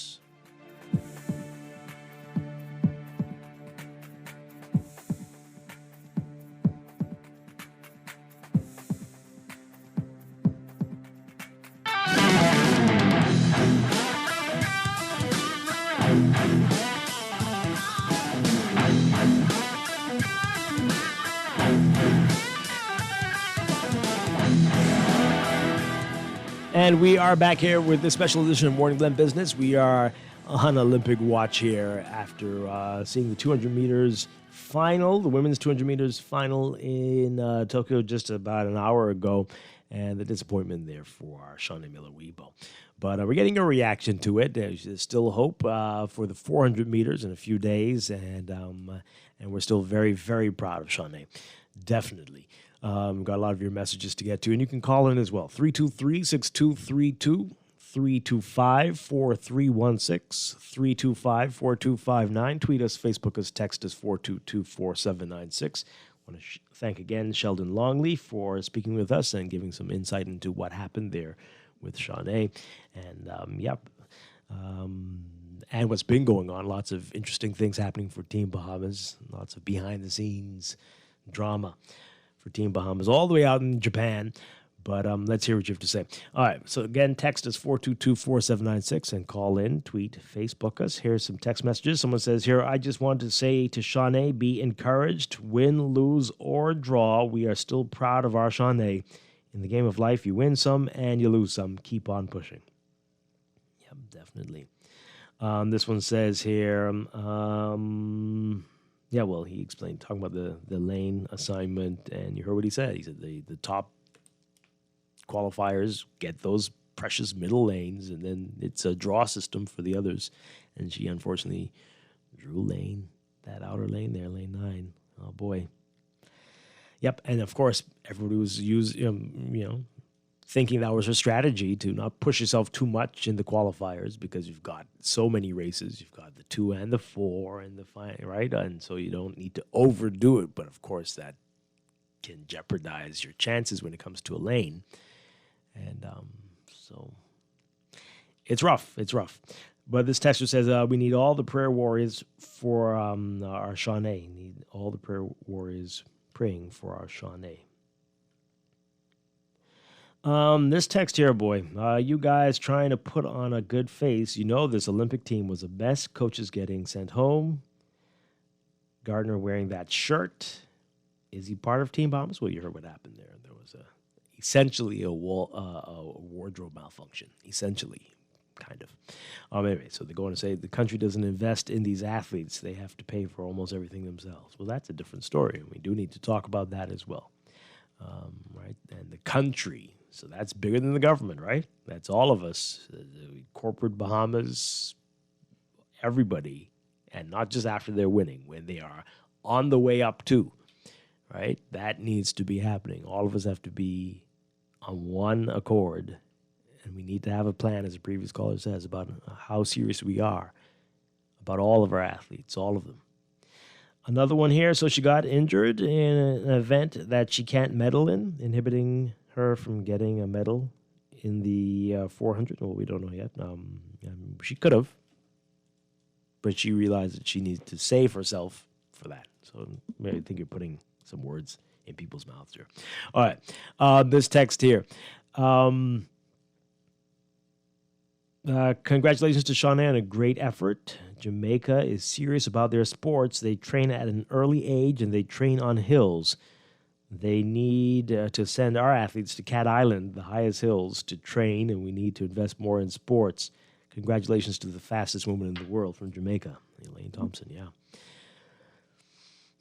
Okay. This one says here, that was an excellent interview with Sheldon Longley. His candor and professionalism was excellently exhibited. Yes, definitely. Sheldon's making us proud. Definitely doing well over there. And another one, Pauline Davis can give us insights in what Miller is doing. She ran the 400 and the 200. Yep. It's not unheard of. All right, so we're going to take a break. When we come back, final few minutes of this, want to hear from you about that and your hopes for the 400 coming up later in the week. This is a special edition of Morning Blend Business on Guardian Radio 96.9. Stay with us. We'll be back in just a second.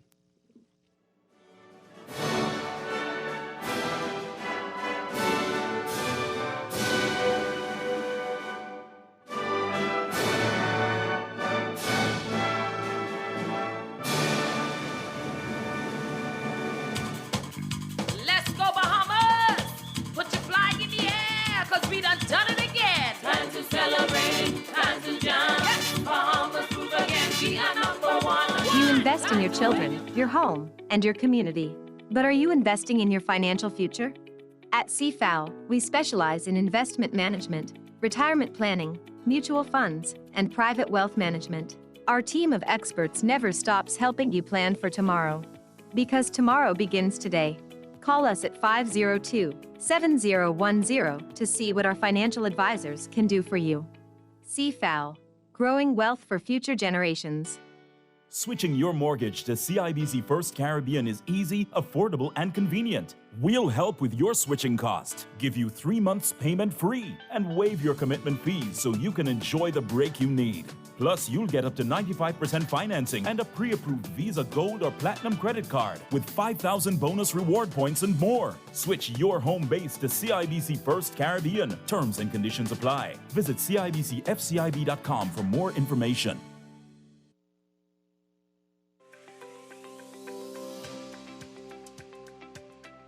As a registered nurse, I face an increased risk of exposure to the COVID-19 virus.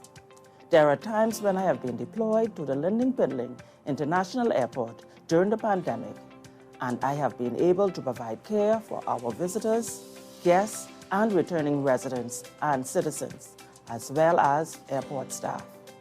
I am also fortunate to provide care to the elderly and others who are considered high risk for severe COVID illness. Patients put their trust in me as a caregiver, and this was the deciding factor for me to get vaccinated against COVID-19. I did the research. I weighed the risk of vaccination versus the risk of serious illness, and it only made sense to be fully vaccinated. My vaccination doesn't just protect me against serious illness or death. It protects my patients, and it also protects my 89-year-old mother. As a frontline health worker, I urge you to get vaccinated. Together, we can fight the spread of COVID-19 in the Bahamas. This message has been brought to you by the Public Hospitals Authority and the Sandilands Rehabilitation Center.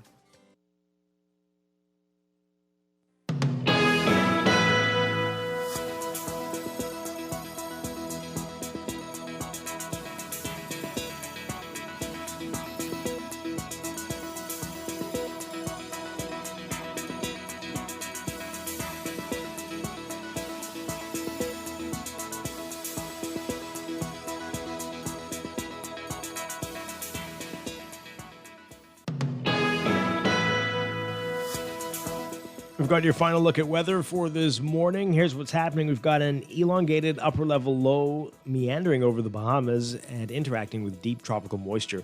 That's going to maintain a wet weather pattern across portions of the northwest Bahamas today. Meanwhile, building high pressure will dominate elsewhere as the surface ridge maintains moderate to fresh breezes through tonight. Boaters and residents in the Northwest Bahamas should be alert for possible waterspout and tornado activity, as well as localized flooding during heavy and prolonged rainfall events, especially in the northern islands like Bimini, Grand Bahama, and Abaco.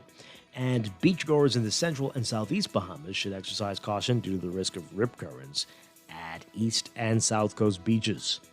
For today, for the Northwest Bahamas, look for partly cloudy to cloudy, warm, and humid conditions with widely scattered showers and isolated thunderstorms, becoming variably cloudy with a few lingering showers and thunderstorms tonight. Showers may be locally heavy and thunderstorms strong to severe at times, especially across the extreme Northwest Bahamas through to early this afternoon. For the central and southeast Bahamas, sunny, hot, breezy, light passing showers and the slight chance of a few isolated thunderstorms, becoming fair to partly cloudy, warm, and a bit breezy with a few isolated showers tonight. Small craft caution is in effect. Temperature-wise, highs get up to around 88 Fahrenheit, 31 Celsius. Overnight lows tonight getting down to 75 Fahrenheit, 24 Celsius. In your extended outlook, high pressure will gradually build across the island, supporting drier and more stable conditions through Thursday. Tomorrow, Wednesday, we're looking at partly sunny and hot conditions with isolated showers and thunderstorms. Thursday, partly sunny and hot with isolated showers and thunderstorms, but mainly in the Northwest Bahamas. And in the tropics, we're watching a surface trough over the far eastern Atlantic, just a few hundred miles south of the Cabo Verde Islands. It has a low chance, about 20% chance of tropical cyclone formation through the next 5 days as that system moves towards the northwest. So that's your weather this morning on Morning Blend.